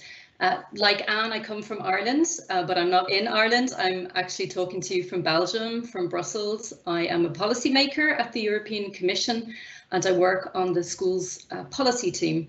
So yeah, just a bit of feedback. Look, you know, you don't need me to tell you how difficult this situation was. A lot of the speakers have said it before me. You know, to have to kind of pivot to emergency remote teaching in many cases with absolutely no planning from one day to the next was extremely challenging. There was a lot of pressure put on many parts of the school. I'm thinking in particular ICT coordinators. I was really pleased to hear Jan talk about the role of the ICT head. I think a lot of responsibility fell on their shoulders as well, often one individual also with teaching responsibilities. So huge pressure, you know, digital divides that were there, of course, suddenly became exacerbated. So we had a lot of issues around students not being able to connect to schools, teachers, school leaders losing contact with families, with students. So a lot of worries and concerns around connectivity, but more broadly around student well-being as well. And in addition to student well-being, staff well-being, staff were trying to manage also with their own responsibilities, maybe caring responsibilities at home. But the feedback, you know, the feedback we were hearing is that schools that had, you know, invested in their digital capacity, it certainly helped. It wasn't everything, as I said, new issues were emerging, but schools that already were taking a planned approach, a shared leadership approach to digital learning, I think that stood them in good stead. So, for example, schools that had already discussed the kind of why of technology use, that had a shared vision around digital education, that maybe had that culture of sharing and collaboration, I think all of that was certainly very helpful. I think also you could say the same about the systems level as well. So in terms of ministries and policymakers who had invested maybe in teacher professional development program, who had digital resource platforms already in place, we saw that certainly paid off. Another point I wanted to make was around, I think many leaders emerged during this phase as well. And I'm sure you will agree, in Ireland, what we witnessed was that many teachers who were comfortable with the pedagogical use of technologies, I think they really stepped up and they were very willing to share their experience, both within their school, but also to the wider educator community as well. I remember taking part in a webinar in Ireland at the end of March, and we had 4,000 teachers who joined that webinar, which is precisely on the shift to emergency remote teaching. So I think you saw a great emergence of leadership as well, with a lot of collaboration, connectivity, a lot of appetite for sharing and learning in this online space. It was a new way of connecting as well to fellow educators. So just a few thoughts there from me. Thank you very much, Deirdre. It's interesting that often a crisis like this can really bring out aspects of people that you know we don't normally see. So it's interesting that, you know, the crisis has brought out leaders, as it were, natural leaders who have been generous enough in their time to share their expertise with others. I'm going to go back to you, Francesca, now, because, you know, you are a school head. I'm sorry. I'm sorry to interrupt, but Suzanne is already here with us, so you may also... Suzanne is here. Okay. Yes. Right. So, well, maybe Suzanne missed my general question. Would she like to address it? I'll repeat it, Suzanne, since you are here now. Welcome, and I'm great that you could join us. My general question was in relation to the pandemic this year. You know, do you think shared leadership has helped schools, parents, families, etc., to cope with school closure? That was our first general question. And I was wondering, do you have any quick thoughts on that before we move on to the next section? Thanks for repeating the question, because I had a lot of issues with connecting. Well, as you said, placed COVID and, closing schools has placed a lot of restrictions on the way schools operate. Closure in March, schools have to find ways to maintain communication between members of staff, parents, and students. We had also a lot of problems with timetabling, reductions of lessons. So you are right, a lot of constraints were put. Okay, yeah. So thank you, Suzanne. Do you have another point to make before we go on? Shared leadership improves relationships and it's a good way of working together. But however, I think it wasn't enough to overcome all the problems that we were encountering, Indeed.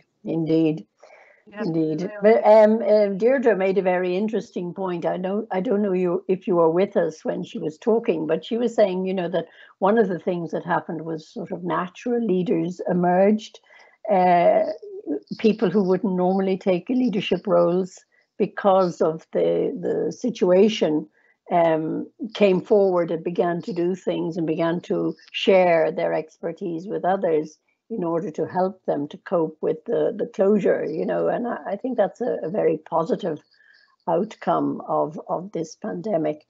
But let me go on to the next question, and I'm going to start on this one with Francesca.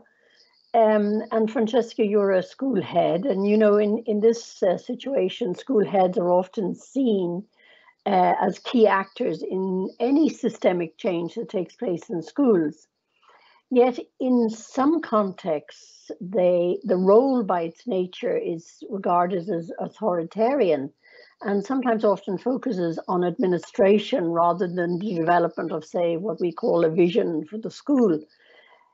In your opinion, what needs to be done at the level of school heads to bring about an understanding and a desire to implement a shared leadership approach in school management, particularly in the management of remote learning?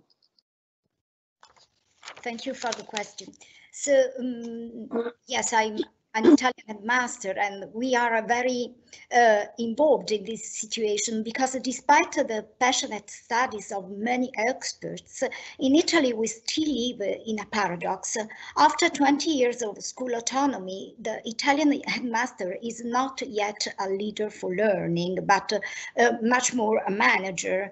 But many of us, even in a bureaucratic organization, have tried to find the time and the energy to be innovators with very different results. Now today we have a chance to transform this crisis into an opportunity, because this emergency has brought out the need for the headmaster to have a strong skill for choices that have guided, given confidence and hope to Italian students and families. Today we are living a second lockdown. We don't have a magic recipe. Our government produced a lot of guide, of norms, of rules, and after some of us use them as a lifesaver to protect from the risks of a sudden change. So it's because we are asked to leave the comfort zone to explore an unknown world, and this is difficult for everybody. And so each day we have to choose if be the one that count the minutes, for example, of the digital education, or the one who direct the teaching learning process, which develop effective skills in the students. So at the same time, we have to face many problems, such as digital divide, school poverty, inclusion, all the typical problems that we have every day, but enhanced by this crisis. So what is our future? We often debate about this alone with trade unions in social groups. But what emerges is that the Italian headmasters and even teachers look with confidence at the possibility of improving educational practices by innovating them with the spirit of those who want to transform a crisis into an opportunity. Yeah.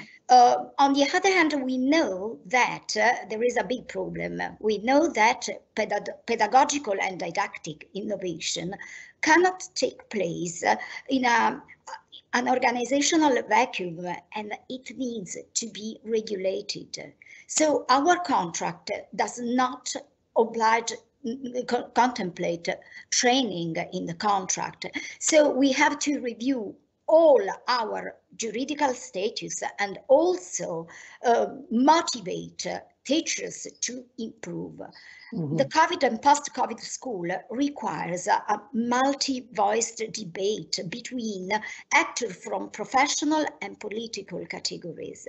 So we need a kind of leadership, a shared leadership, which goes beyond the framework and limits of the bureaucratic organization we still have today in Italy.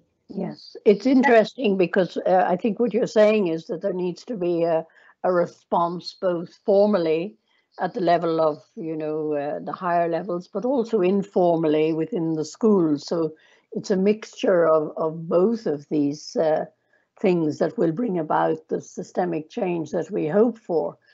I'm going to move on. Thank you very much, Francesca, for that.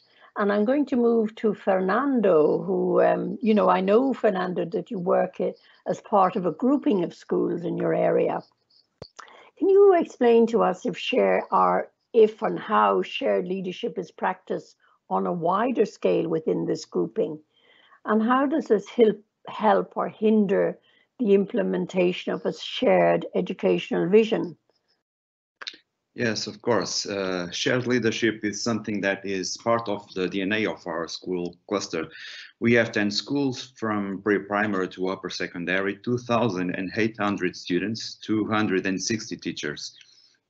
And through our educational project, we intend to contribute to reinforcing the dynamism and participation of students and their families, teaching staff, non-teaching staff, and the community in general, so that together we will be able to respond to the challenges that society poses to us in an integrative perspective, respect for individuality in a school for all, democratic, inclusive, and socially more just.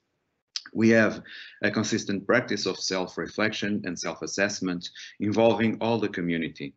We participated and participate in several national and international programs and projects that are promoters of this shared leadership. Education Territories of Priority Intervention Program, Pedagogical Innovation Pilot Project, Network of Schools for Intercultural Education, included from Barcelona University, National Arts Plan, and several Erasmus Plus projects. We have also a set of projects, clubs, and activities that aim to provide children and young people the construction of an active citizenship sustained in true social inclusion in a school community that assumes economic, social, and cultural diversity as a differentiating factor and simultaneously enriching of their educational territory. With such a diversity, this shared leadership can be exercised in several ways. We have school coordinators. In each school, there is a coordinator who does the daily management at various levels, administrative, pedagogical, infrastructures, human resources. The involvement of intermediate in decision-making and co-construction of documents is regular, and the training of these intermediate leaders in key areas is very important to us. Several times a year, we have the Pedagogical Council extended to pedagogical coordinators and class directors for reflection and decision-making on the pedagogical issues as part of our culture of self-reflection and self-assessment. The creation of disciplines and their curriculums and interdisciplinary projects by teachers and students is very encouraged, articulating subjects and teaching cycles on a project-based or learning basis.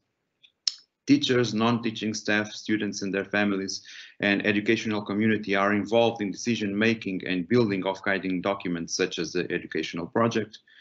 We promote diverse forums and focus groups on different themes to listen to different voices and perspectives from inside and outside the school as part of our citizenship education strategy. Project Included is a strategy to respond to diversity by implementing the successful educational actions such as interactive groups, dialogical literary gatherings, family trainings, in order to build the school as a learning community. The creation of the Department of Vocational Educational Training and Department of Education, where we are included classes of Portuguese for speakers of other languages. We have 27 nationalities in our school, are a way to have a great diversity of voices in the Pedagogical Council.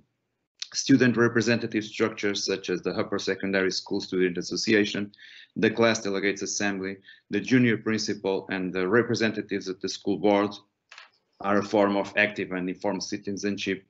Regarding STEM, we are integrated in the industrialized territory with glass, plastic, and molds industry, and the connection with the community is essential to provide learning skills at technical and technological level for the labor market across all levels of education. Science clubs and science teaching for all students are interconnected and at the service of the community. The teacher training also takes into account the training needs diagnosed by the teachers themselves, and we use other tools like European Union Selfie diagnosis tool. When we are working together with the Ministry of Education, the Polytechnic Institute of Leiria, where we have an external expert that advises us, and with the School Association Training Center. We think that what could be reinforced here in our case is more communities of practice, more learning communities. Yes. We have communities of practice with other countries, but we need to have more communities, job sharings inside our country. Yes. These networks of cooperation and collaboration that can be carried out, training for leaders in real contexts. Okay. What I find it very interesting, you've mentioned students, you know, and I think the whole concept of the school as a learning community, any ideas of school leadership, of shared leadership, has to include all the people involved in the school. You know, there has to be a sort of an ethos of shared leadership that permeates from the top down to the bottom, that it has to be there at all levels. But I come to you now, Suzanne, because you work in a school that already has a school head. You have 4 assistant heads, you have 3 heads of department, you know, so it seems that shared leadership is already a norm in your school. What did you think were the benefits of this shared leadership approach during the lockdown period recently? And what lessons did you learn for the future?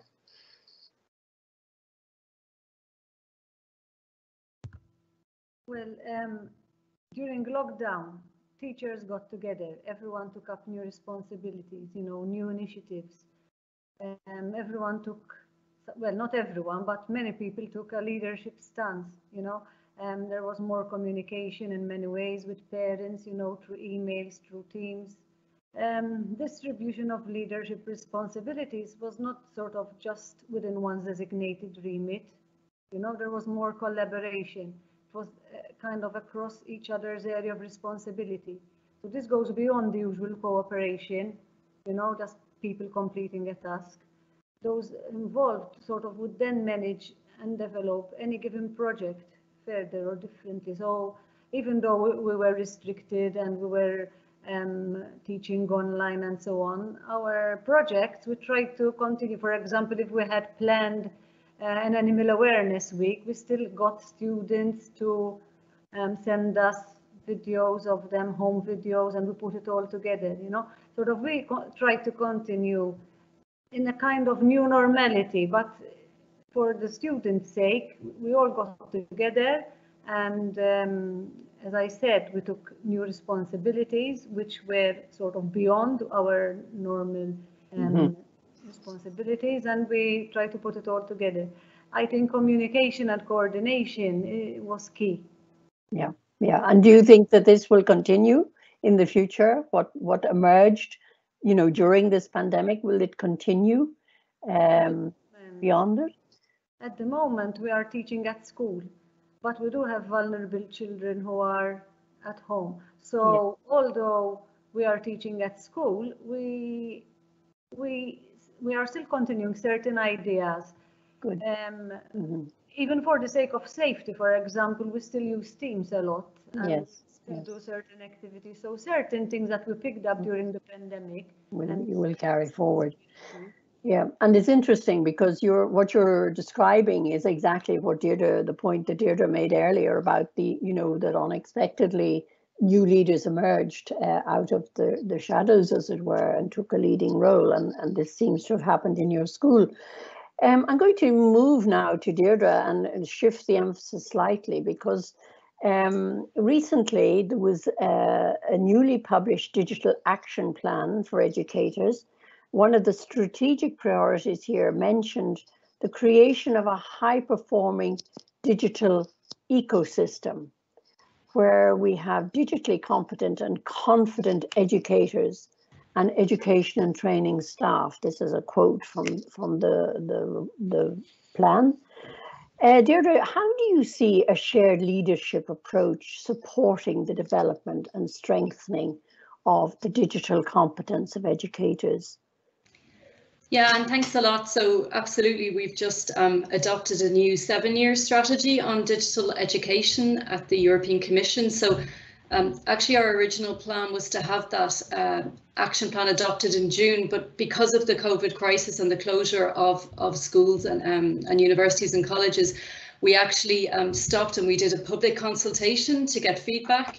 So to hear from people what they were experiencing, and then the plan was adopted in September, at the end of September. So the plan is very much a response to what we've seen in the last year with the shift to emergency remote teaching, which of course showed both strengths and weaknesses, I think, in education and training sector in terms of digital resilience as well. But also the plan looks forward to how we can support the education and training sector in responding to the crisis, but also more widely in adapting to the digital transformation that's happening all around us. So certainly leadership and many of the issues we've been talking today, you'll find in that plan.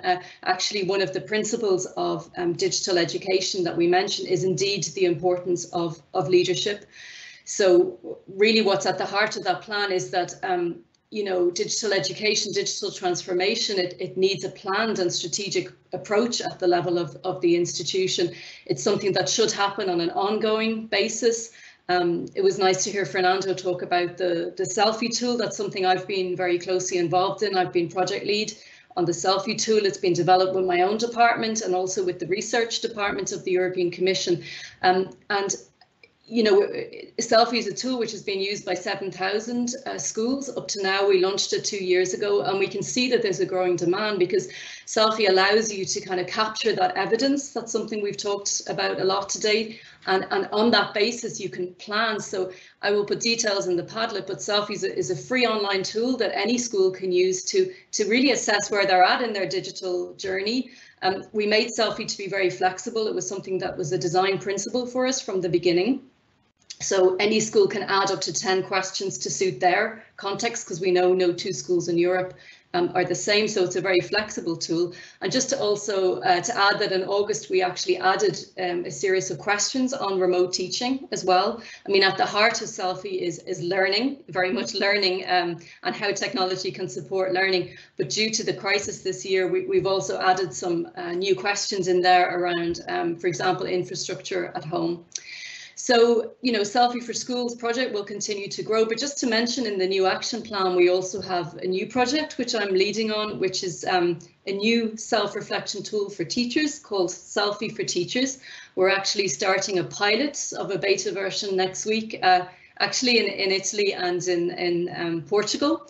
So what is Selfie for Teachers? Well, that will be a self-reflection tool that will allow teachers to reflect on their own digital capacity, so to identify their own strengths and weaknesses in different areas, because we know that teachers have the double challenge of having to be digitally competent in their own profession, but also to support the digital competence development of their students. So Selfie for Teachers will allow teachers to reflect on their digital capacity, for example, when it comes to collaborating with colleagues, communicating with parents and families, also for their own online professional learning too. So it will allow teachers to reflect in these different areas, and teachers will get a feedback report, and from that they can use that then to improve their digital competence. So I think Selfie for Schools and Selfie for Teachers, which is coming soon, are very much key to what we've been talking about today, the importance of empowerment and the importance of collaboration, of a school culture that really supports innovation and ongoing development too. Mm-hmm. Well, thank you very much, Deirdre. It's very interesting to hear about the development of a tool for teachers. I think this is really vital. It'll be certainly very useful, but also useful not only for the teachers themselves, but also for people who are designing professional development, for example, for teachers, because if we can see the results coming from this, then the professional development can be tailored to where it appears that teachers want it most, you know. So I think this will be very useful. And really, yes, shared leadership is very much a sort of cultural thing within a school, within an organization, within a sort of educational area in general. So if people believe in shared leadership, well, then it will emerge at all levels of education. Enrique, I'm going to ask you, are there any questions at this point for any of our panelists from the audience? Do you, anything coming up? Thank you, Anne. So we have received a couple of comments within the Padlet, mostly not questions really, but reflecting again about the importance of involving all the school staff, but not only the school staff in decision making, especially in this kind of circumstances. There's no specific questions. I'm also going to invite again all the audience to post your questions directly within the chat for the questions, now that we have some time to do so. So in the meantime, Anne, maybe have another question yourself for the speakers, and we can give a couple more seconds for participants to reflect in the chat. Okay, for the speakers, again, it's a sort of general question, and maybe most relevant for those of you working in the schools rather than Deirdre, who's working kind of one step back. But how would you go about bringing about a culture of shared leadership in your organizations? You know, what are the first steps that one needs to take in order to bring about this culture of shared leadership at every level, involving, you know, your teachers, your students, and your families, your parents? Anybody like to pick that one up for me? Can I answer? Of course.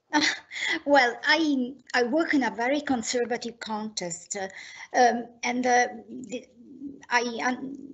I had a lot of difficulties at the first, but now I'm very happy. I started to create a vision, communicating with my teachers, because they were astonished from the sudden stop.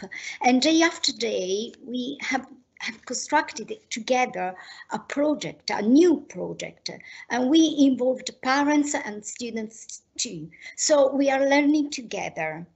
They are no more afraid of the digital divide with the students, because they are working and training together.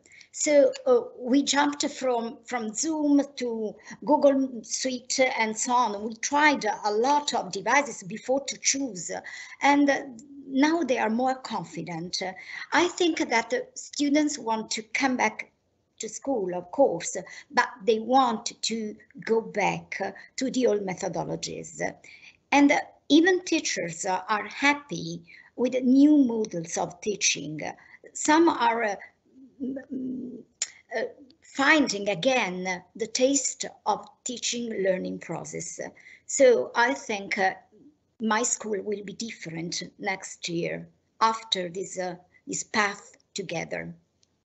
Okay, thank you for that. It's certainly sounds like a very interesting initiative. Suzanne or Fernando, have you any comments to make on this? Or indeed Deirdre, sorry, I'm not excluding you. Well, I think we can hear all these voices, these diverse voices, but not only hearing them, but also make that voice as an impact at the school level, in the school day to day.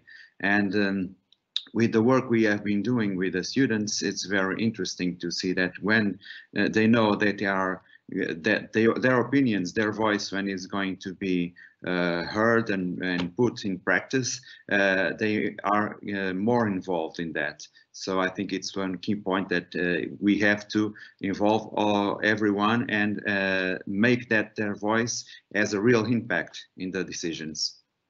Okay, interesting. I'm just reading some of the comments here on the Padlet. One of them says, by somebody called Tunel, is saying that it's ensuring that all the stakeholders are on board is paramount in ensuring the smooth running of the school in terms of shared leadership.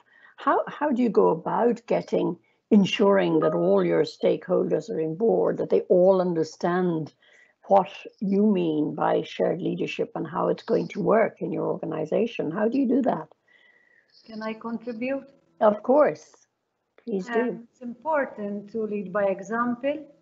It's important also to encourage and empower teachers to work together, show them that everyone matters, everyone's contribution, everyone's opinion is encouraged. Of course, the COVID-19 restrictions include a lot of rethinking, you know, even in terms of means of effective communication. So everything has to be online. You know, even with parents, as I said earlier, communication is still there. It could have increased, but everything is different, you know. But you have to try and involve everyone, even parents, because after all, they are stakeholders as well in the education of their children. Indeed, indeed, indeed.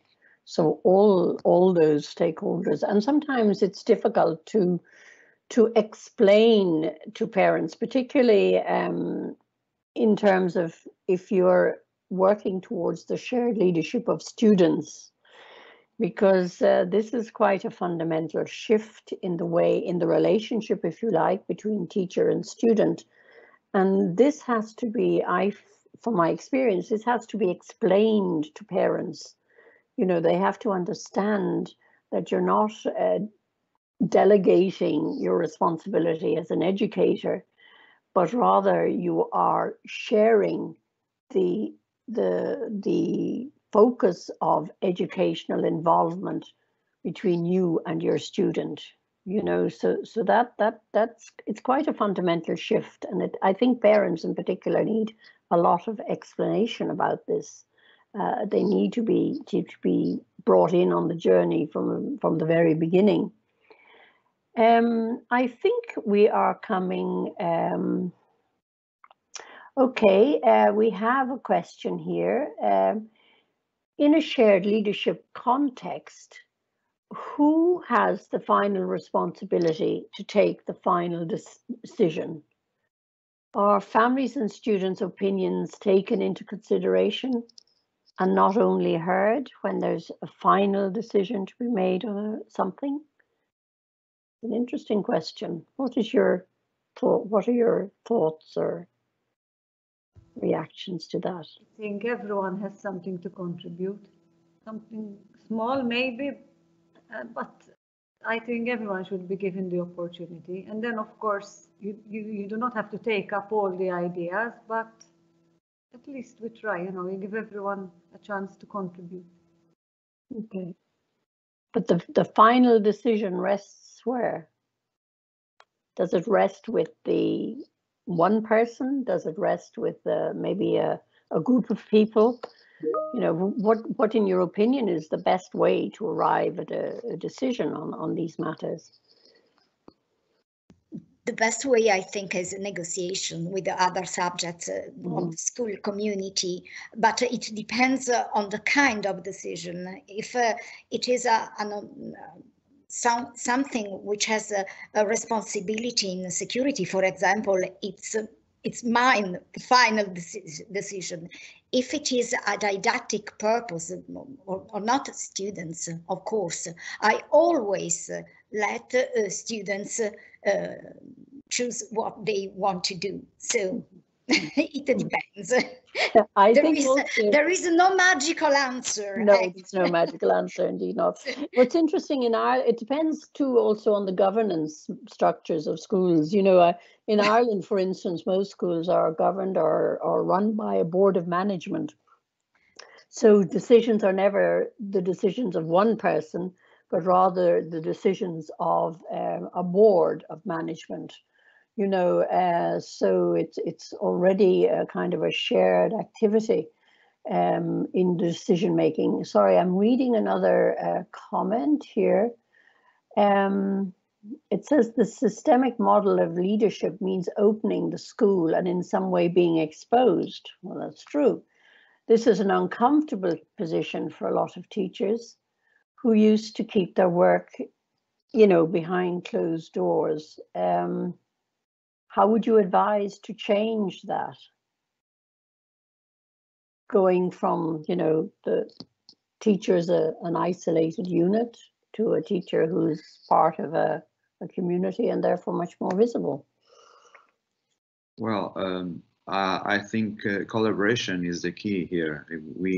A teacher doesn't have to be alone in this process. It's a part of a team, and the team has to work together to bring these teachers that are not very comfortable to shift this paradigm. So I think it's very important, the collaborative work between teachers.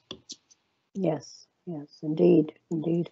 Could I just say a word on both? I think communication and collaboration. Of course. First, just to say that the selfie tool for schools, we also involve the students. So the student voice is very much at the heart of selfie, and the feedback we get is that students really appreciate that because they have an opinion on how technology is used in the school. They have an opinion on how the school is helping them with their own digital skills development. So I think that's a crucial element to mention as well, that we base our planning and decisions on also listening to the views from the student community. A number of schools and countries have asked us to explore the possibility of adding a module for parents as well, so that parents are able to also come in and give their viewpoints. And I think with the experience of this year, you know, we've seen extensive parental engagement in school life as well.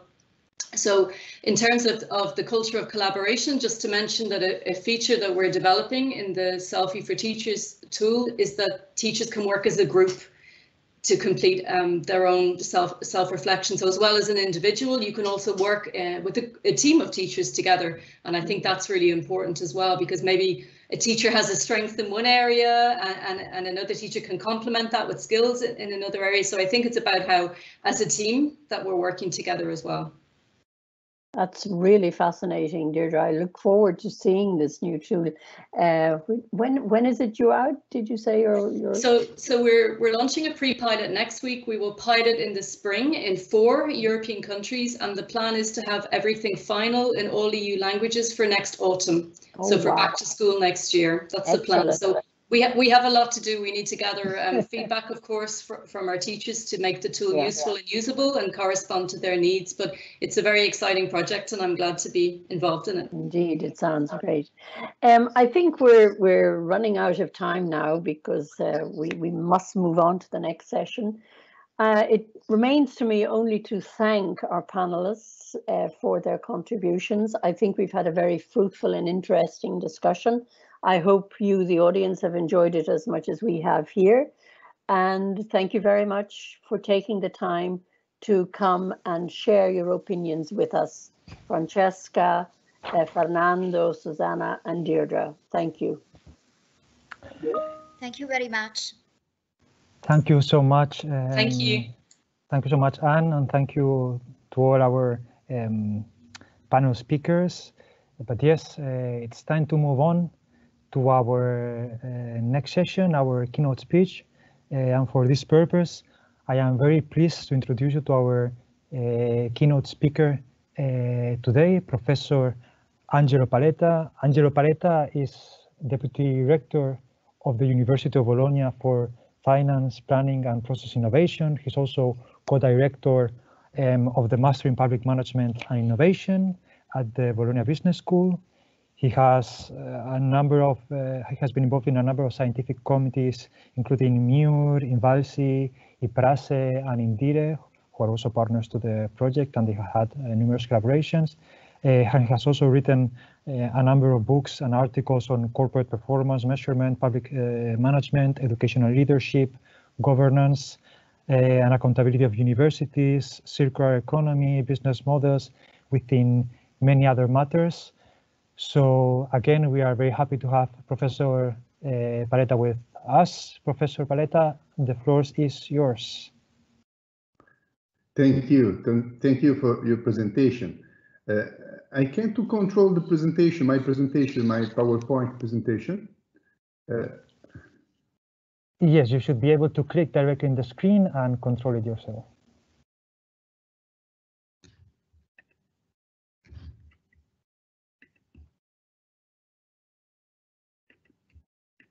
There you go.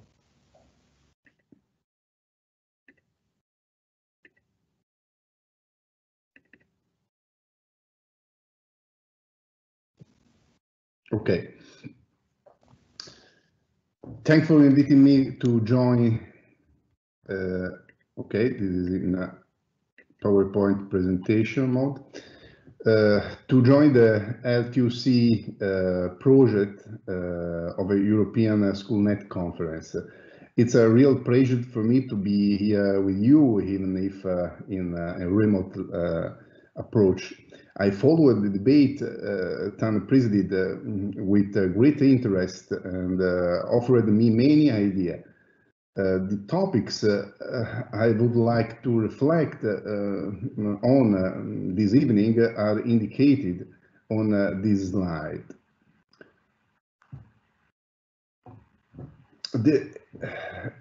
Based on simulations by the World Bank, COVID could result in a loss of between 0.3 and 0.9 years of schooling, bringing the effective years of schooling that students achieve during their lifetime down from 7.9 years to between 7.0 and 7.6 years.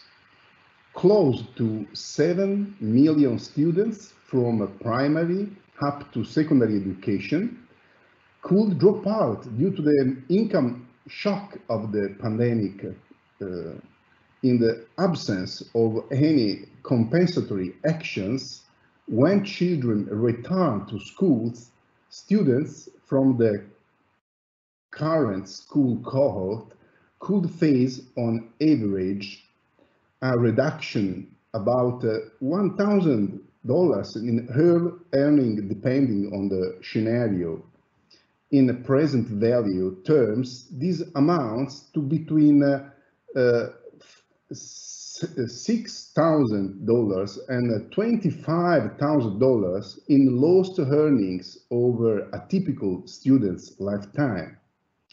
Exclusion and inequality will likely to exacerbated if already marginalized and vulnerable groups like girls, ethnic minorities, and persons with disabilities are more affected by the school closures, and corresponding offsetting action is not taken.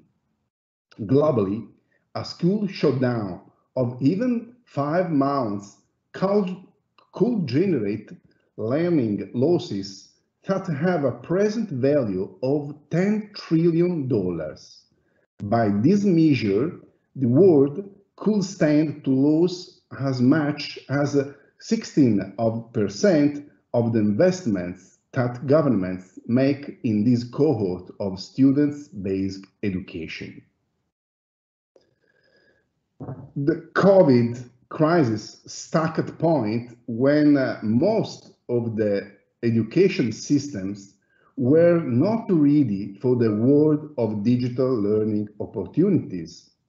A quota of school principals across the OSD said that the shortage or inadequacy of digital technology was hindering learning quite a bit or a lot, a figure that ranged from 2% in Singapore to 30% in France and Italy. Teachers need to renew their skills regularly in order to be able to innovate their practices and adapt to the rapid transformations.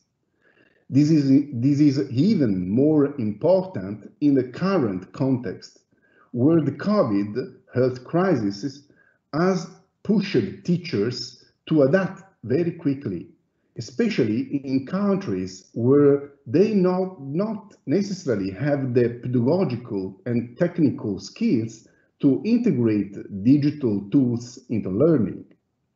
According to OSD's Teaching and Learning International Survey, only 60% of teachers received professional development in ICT in the year preceding the survey, while 18% reported a high need for development in this area. Not only are teachers reporting a need for ICT training, they are also not relying on distance learning for their own professional development. Data on professional development show that on average across OECD countries, 36% of lower secondary teachers reported participating in online courses or seminars, less than half the share participating in courses or seminars in person. During the pandemic, remote learning has become a lifeline for education, but the opportunities offered by digital technologies go far beyond a temporary solution during a crisis. Digital technology offers entirely new answers to the question of what people learn, how they learn, and where and when they learn. Technology can help teachers and students to access specialized materials far beyond the textbooks in multiple formats. No doubt, the pandemic has prompted the school to change, but the burning question in the minds of many visionary leaders is to distinguish those that are only short-term emergencies and which will be lasting and transformative changes, enabling schools to make a leap forward towards more equity and student-centered systems. The institutional change in schools, defined as a collective change of the entire professional community, not just individual adaptation or small group, has always been and remains a difficult subject, as well representing the traditional organizational images of schools as loosely coupled organizations or organized anarchies. The models that exist in schools are powerful normative forces that work to preserve themselves, even when external factors require them to change. Left alone, many of the changes leaders introduce during this time of upheaval are likely to conform to existing school models or fade once the COVID pandemic is over. All organizations, including schools, have models that define how they deliver value to their stakeholders and society at large. An organization's model determines its capabilities, when it can or can do, and its priorities, what it must accomplish. In this presentation, I define the organizational model of the school as a learning environment, which is made up of 4 main components strictly dependent on each author. To change the learning environment that exists within a school, it's necessary to act in a systematic and systemic way on all 4 components. While if we act on a single component without understanding the implications for the other components, the change simply does not happen. Value proposition is the promises a school makes to its students, stakeholders. Leadership is the organizational capacity to mobilize the resources to carry out those processes that realize the value proposition. Resources include all assets, tangible and intangible, people, technology, equipment, goods, services provided by partners, facilities, and money, of course. Processes represent operational routines, the usual way of doing things, and are divided into organizational processes such as strategic planning, institutional evaluation, professional development, budget, procurement, and educational processes, curriculum and design of courses and programs, teaching methodologies, classroom management, evaluation of teaching and learning, inclusion and management of diversity, orientation, educational relationship with families and other stakeholders. Innovative schools adapt to change, modify their organizational model, recombine the components of the learning environment in a new way. To change schools' capabilities, resources need to power new processes.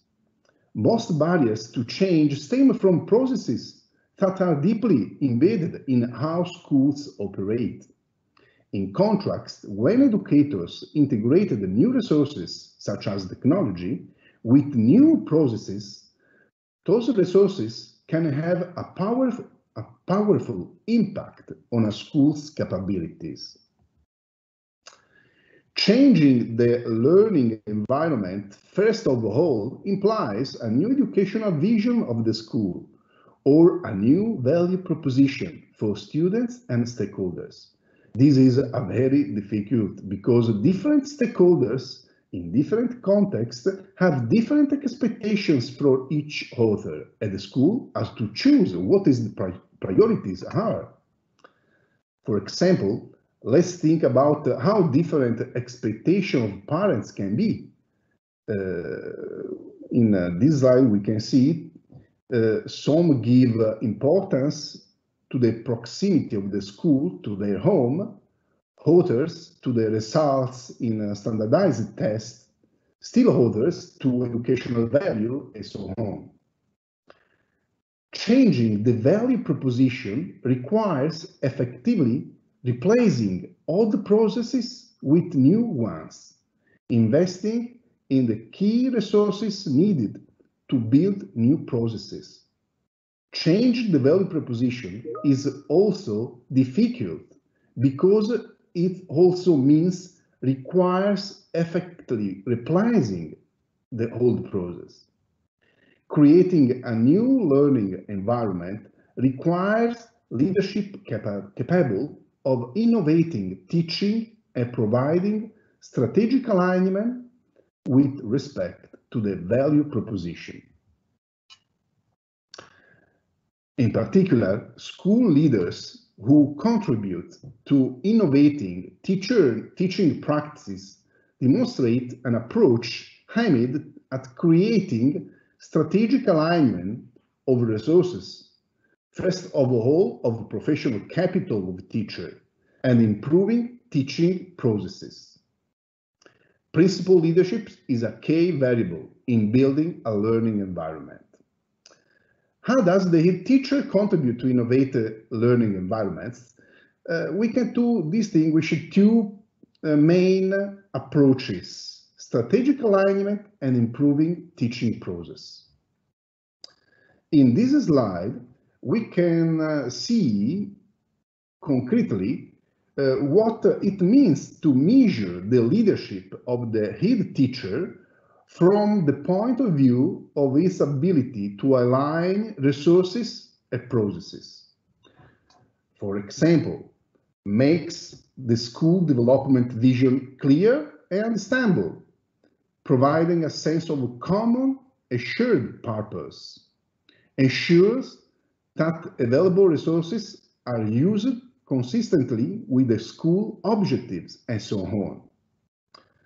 For example, helps to clarify the specific meaning of the objectives in practical terms for curriculum and teaching, works to ensure that classes, departments, and other groups define realistic and consistent learning improvement objectives with the vision of the school development.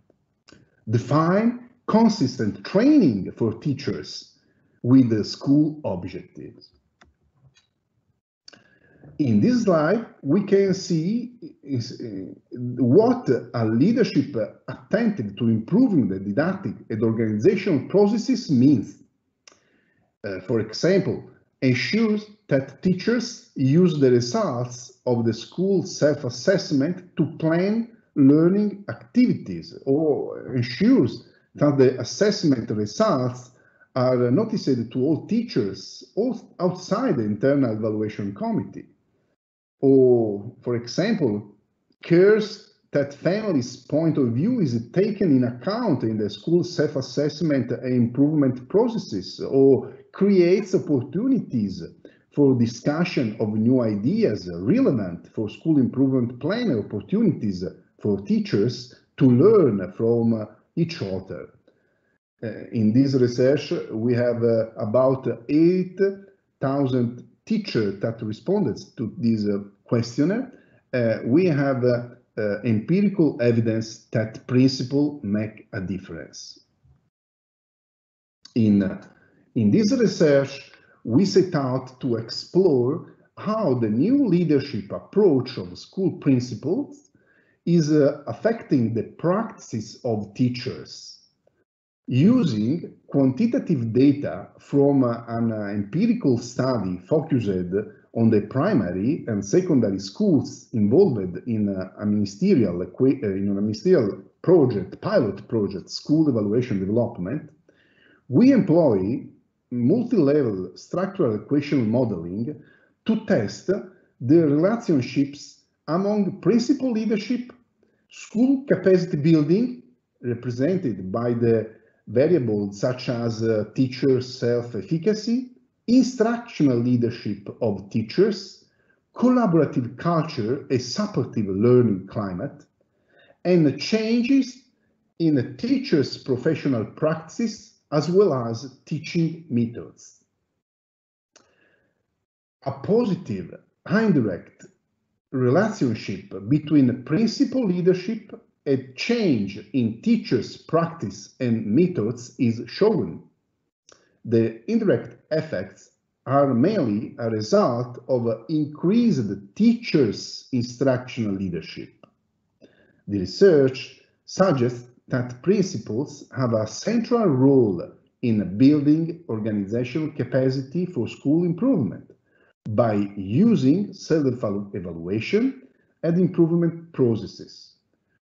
Moreover, the sharing of leadership, distributed leadership with teachers appears to be crucial in promoting change in teaching and teacher commitment to improvement professional practices. Results of this study draw attention to the following aspects: the importance of promoting principal leadership for learning development, fostering the distribution of leadership in schools. But if teacher leadership is so important, we know about middle school leaders. In the previous 2 years, we have conducted research in Italy on who are the middle leaders. This survey is on 9,000 teachers holding middle management positions in schools.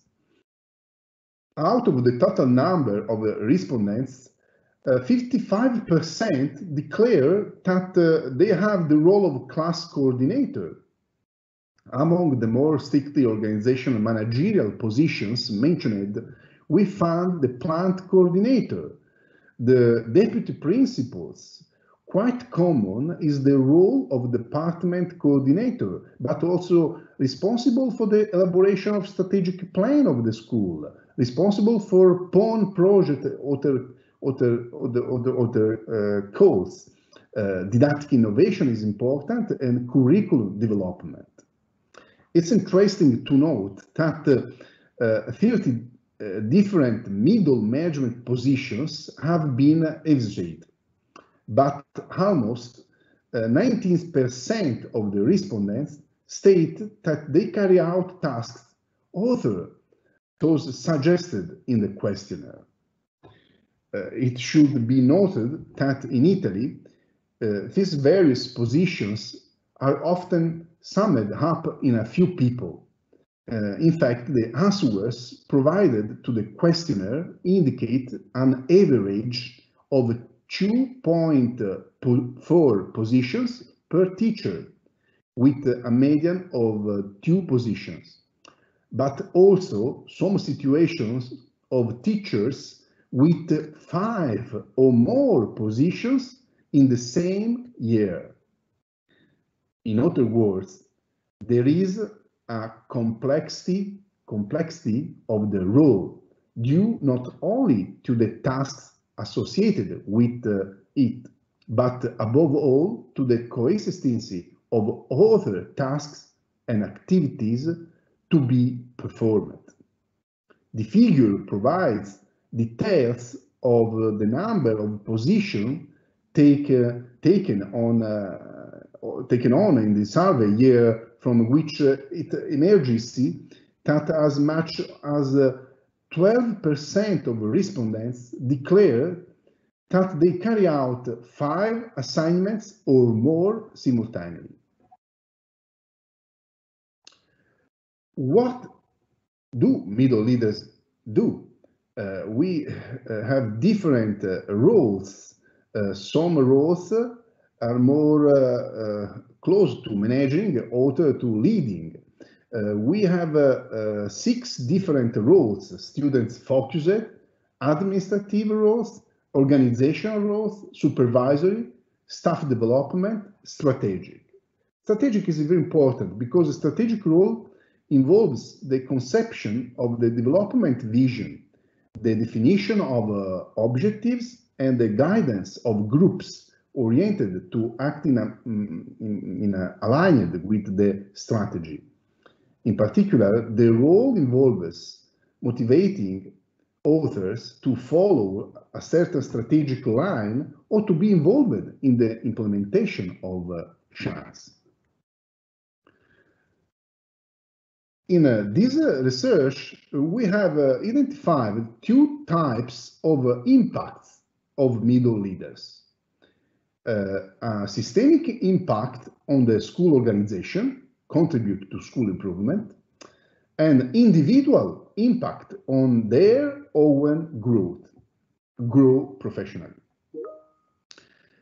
Middle leaders that contribute to school improvement innovate teaching practices, developing the school, family, territory, the relationship, improvement, the student learning, well-being of students, develop a learning community, the proper functioning of the school organization, and support the professional development of teachers.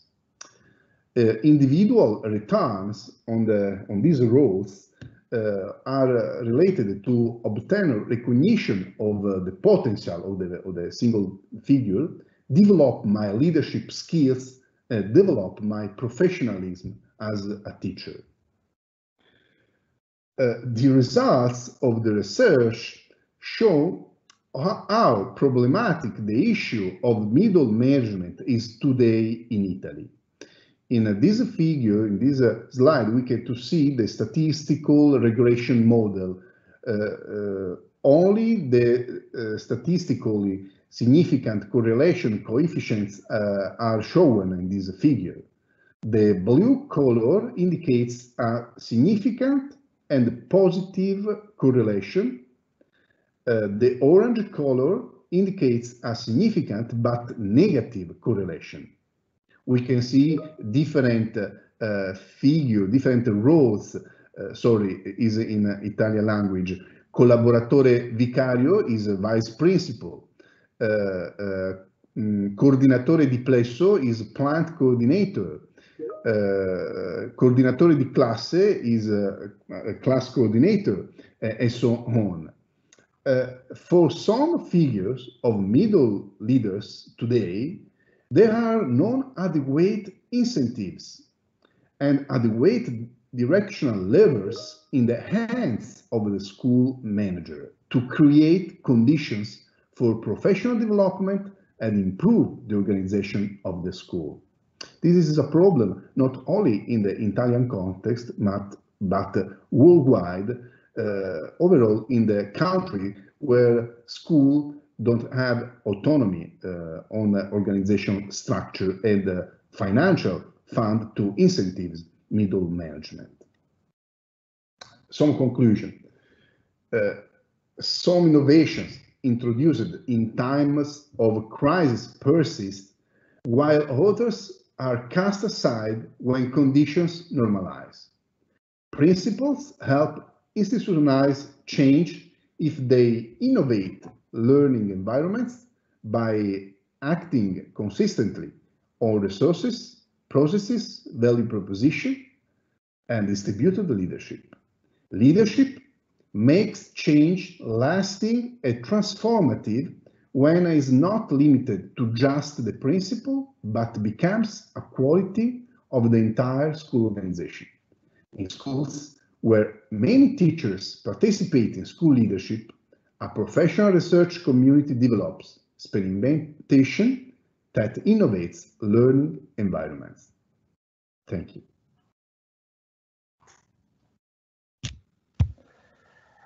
Thanks so much, Angelo. It was a very interesting presentation also because I think it was summing up a number of ideas that we've been discussing throughout the different sessions today.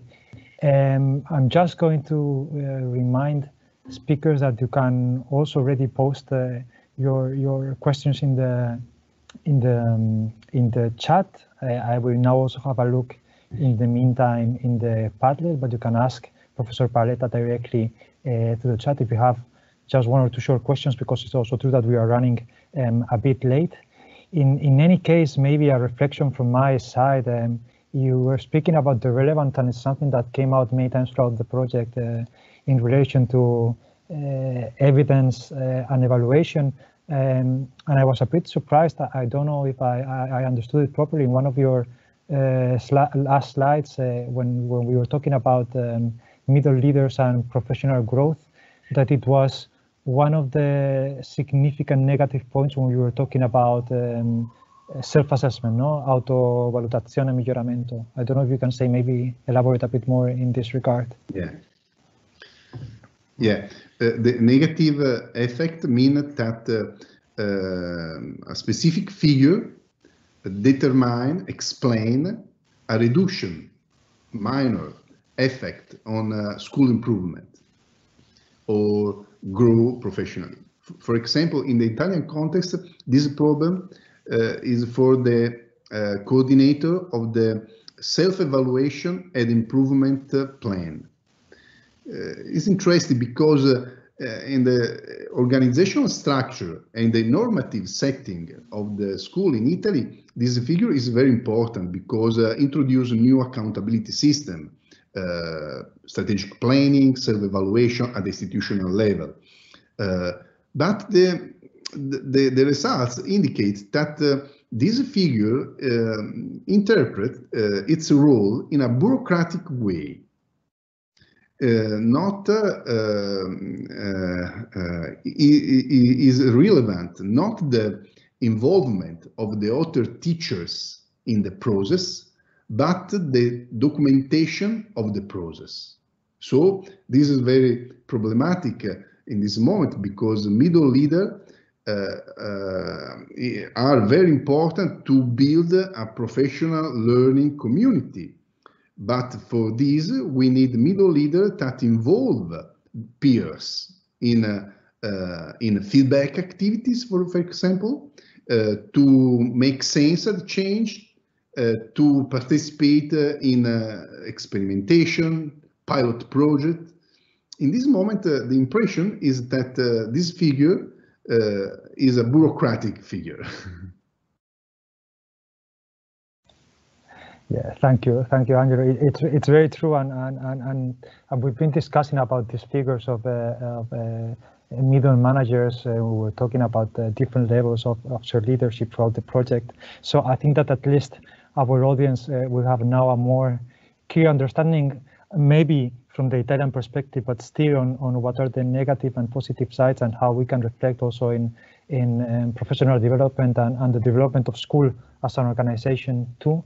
I see there's a number of comments in the Padlet. In any case, we haven't received any direct question in the chat, so maybe I invite you, Angelo, to follow up with the rest of participants throughout the Padlet discussion, and I suggest that we move on now to our next session. So thank you so much, Angelo, for your intervention.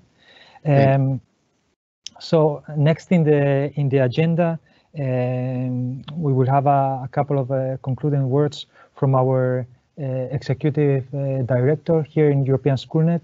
So welcome, Mark. The floor is yours.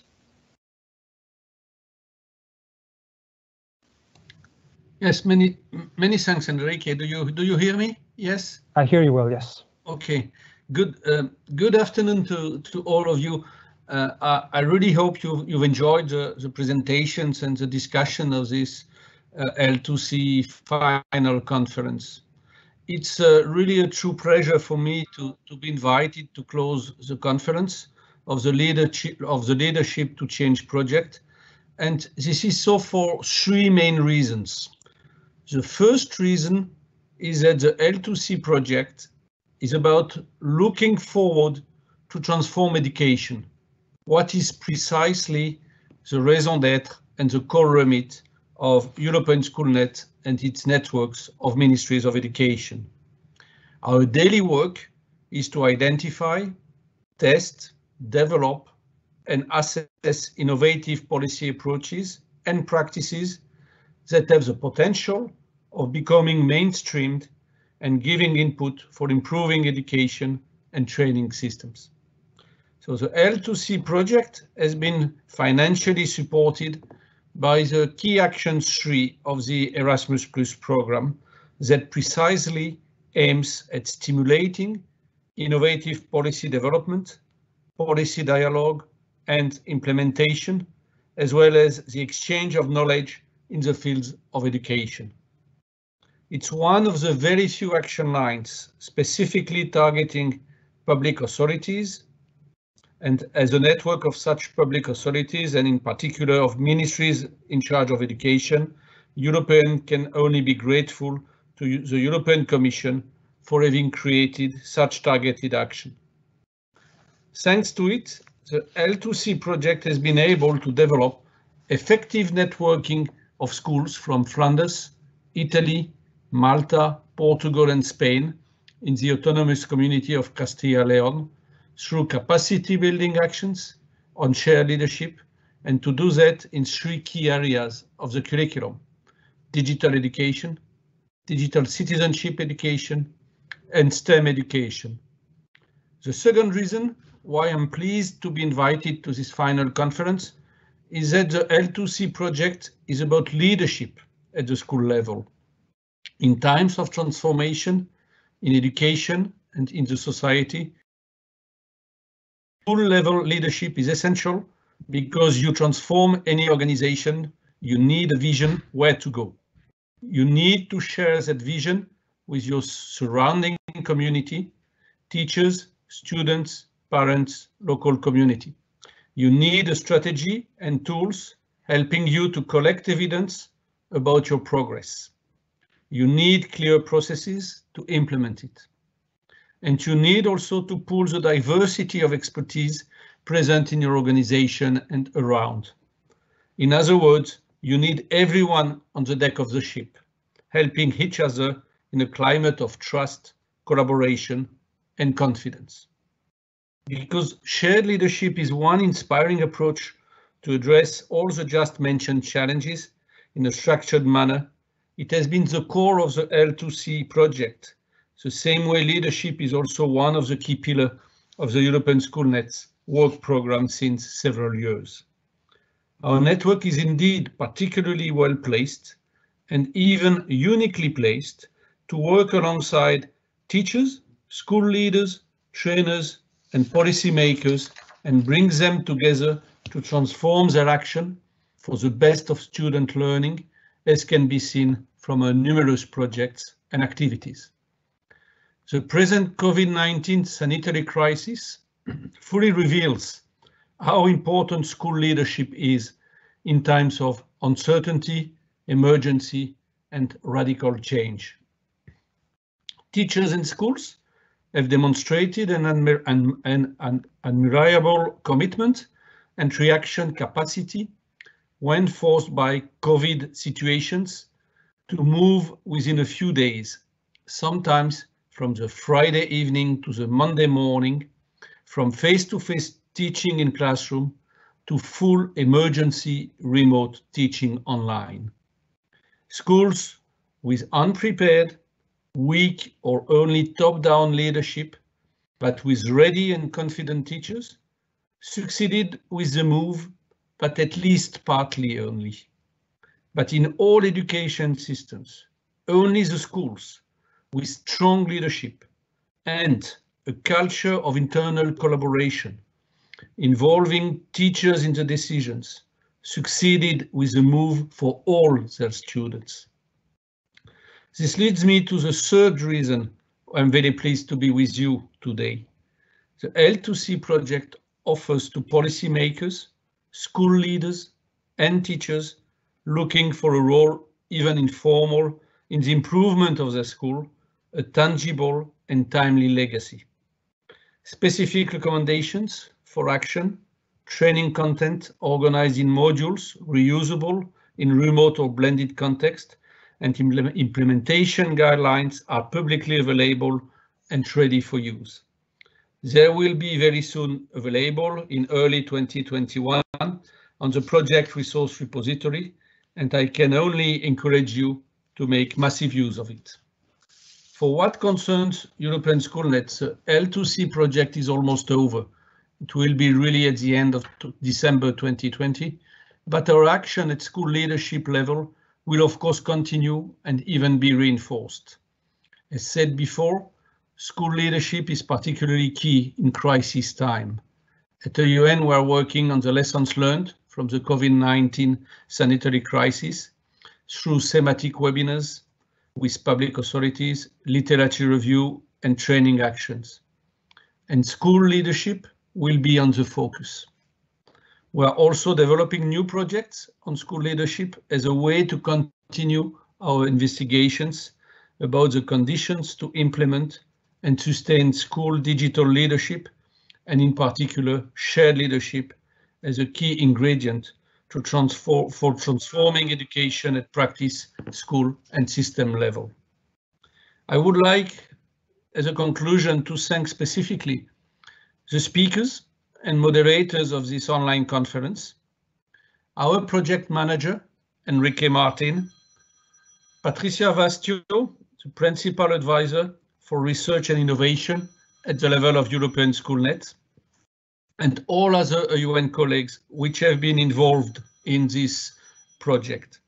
And of course, all the partners of the project, more specifically Indire for Italy, the Ministry of Education in Portugal, the Department of Education of the Autonomous Government of Castilla and Leon in Spain, the St. Nicholas College, regrouping 8 schools in Malta, and the Flemish Department of Education and Training, and namely Jan de Kramer, who also is Vice Chair of European SchoolNet, in particular because he has led the work about the leadership networking and the sustainability of it, with a particular important commitment. Many thanks to all of you, and I'm sure we will have other opportunities to continue developing the adoption of shared leadership in our schools in Europe. Many thanks for your attention.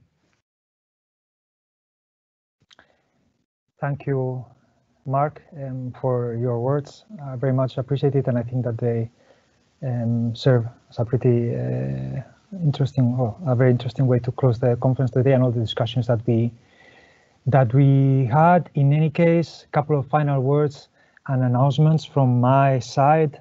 Very importantly, first of all, just to let you know that the conference per se, it's not over. Tomorrow we will be having our shared leadership webinar for schools, which is an open session in which we will be having other school representatives, teachers, heads of school that have been involved in the project, giving not only tips and advices about how the shared leadership strategies have been implemented, but also in some cases talking about spin-off initiatives that they developed following the different actions that we have been implementing throughout the project. So we will be sending you a follow-up email in this regard with the link to the event. Tomorrow it's taking place from 4 to 5 European Central Time tomorrow afternoon. So I also welcome you to come tomorrow and join the session.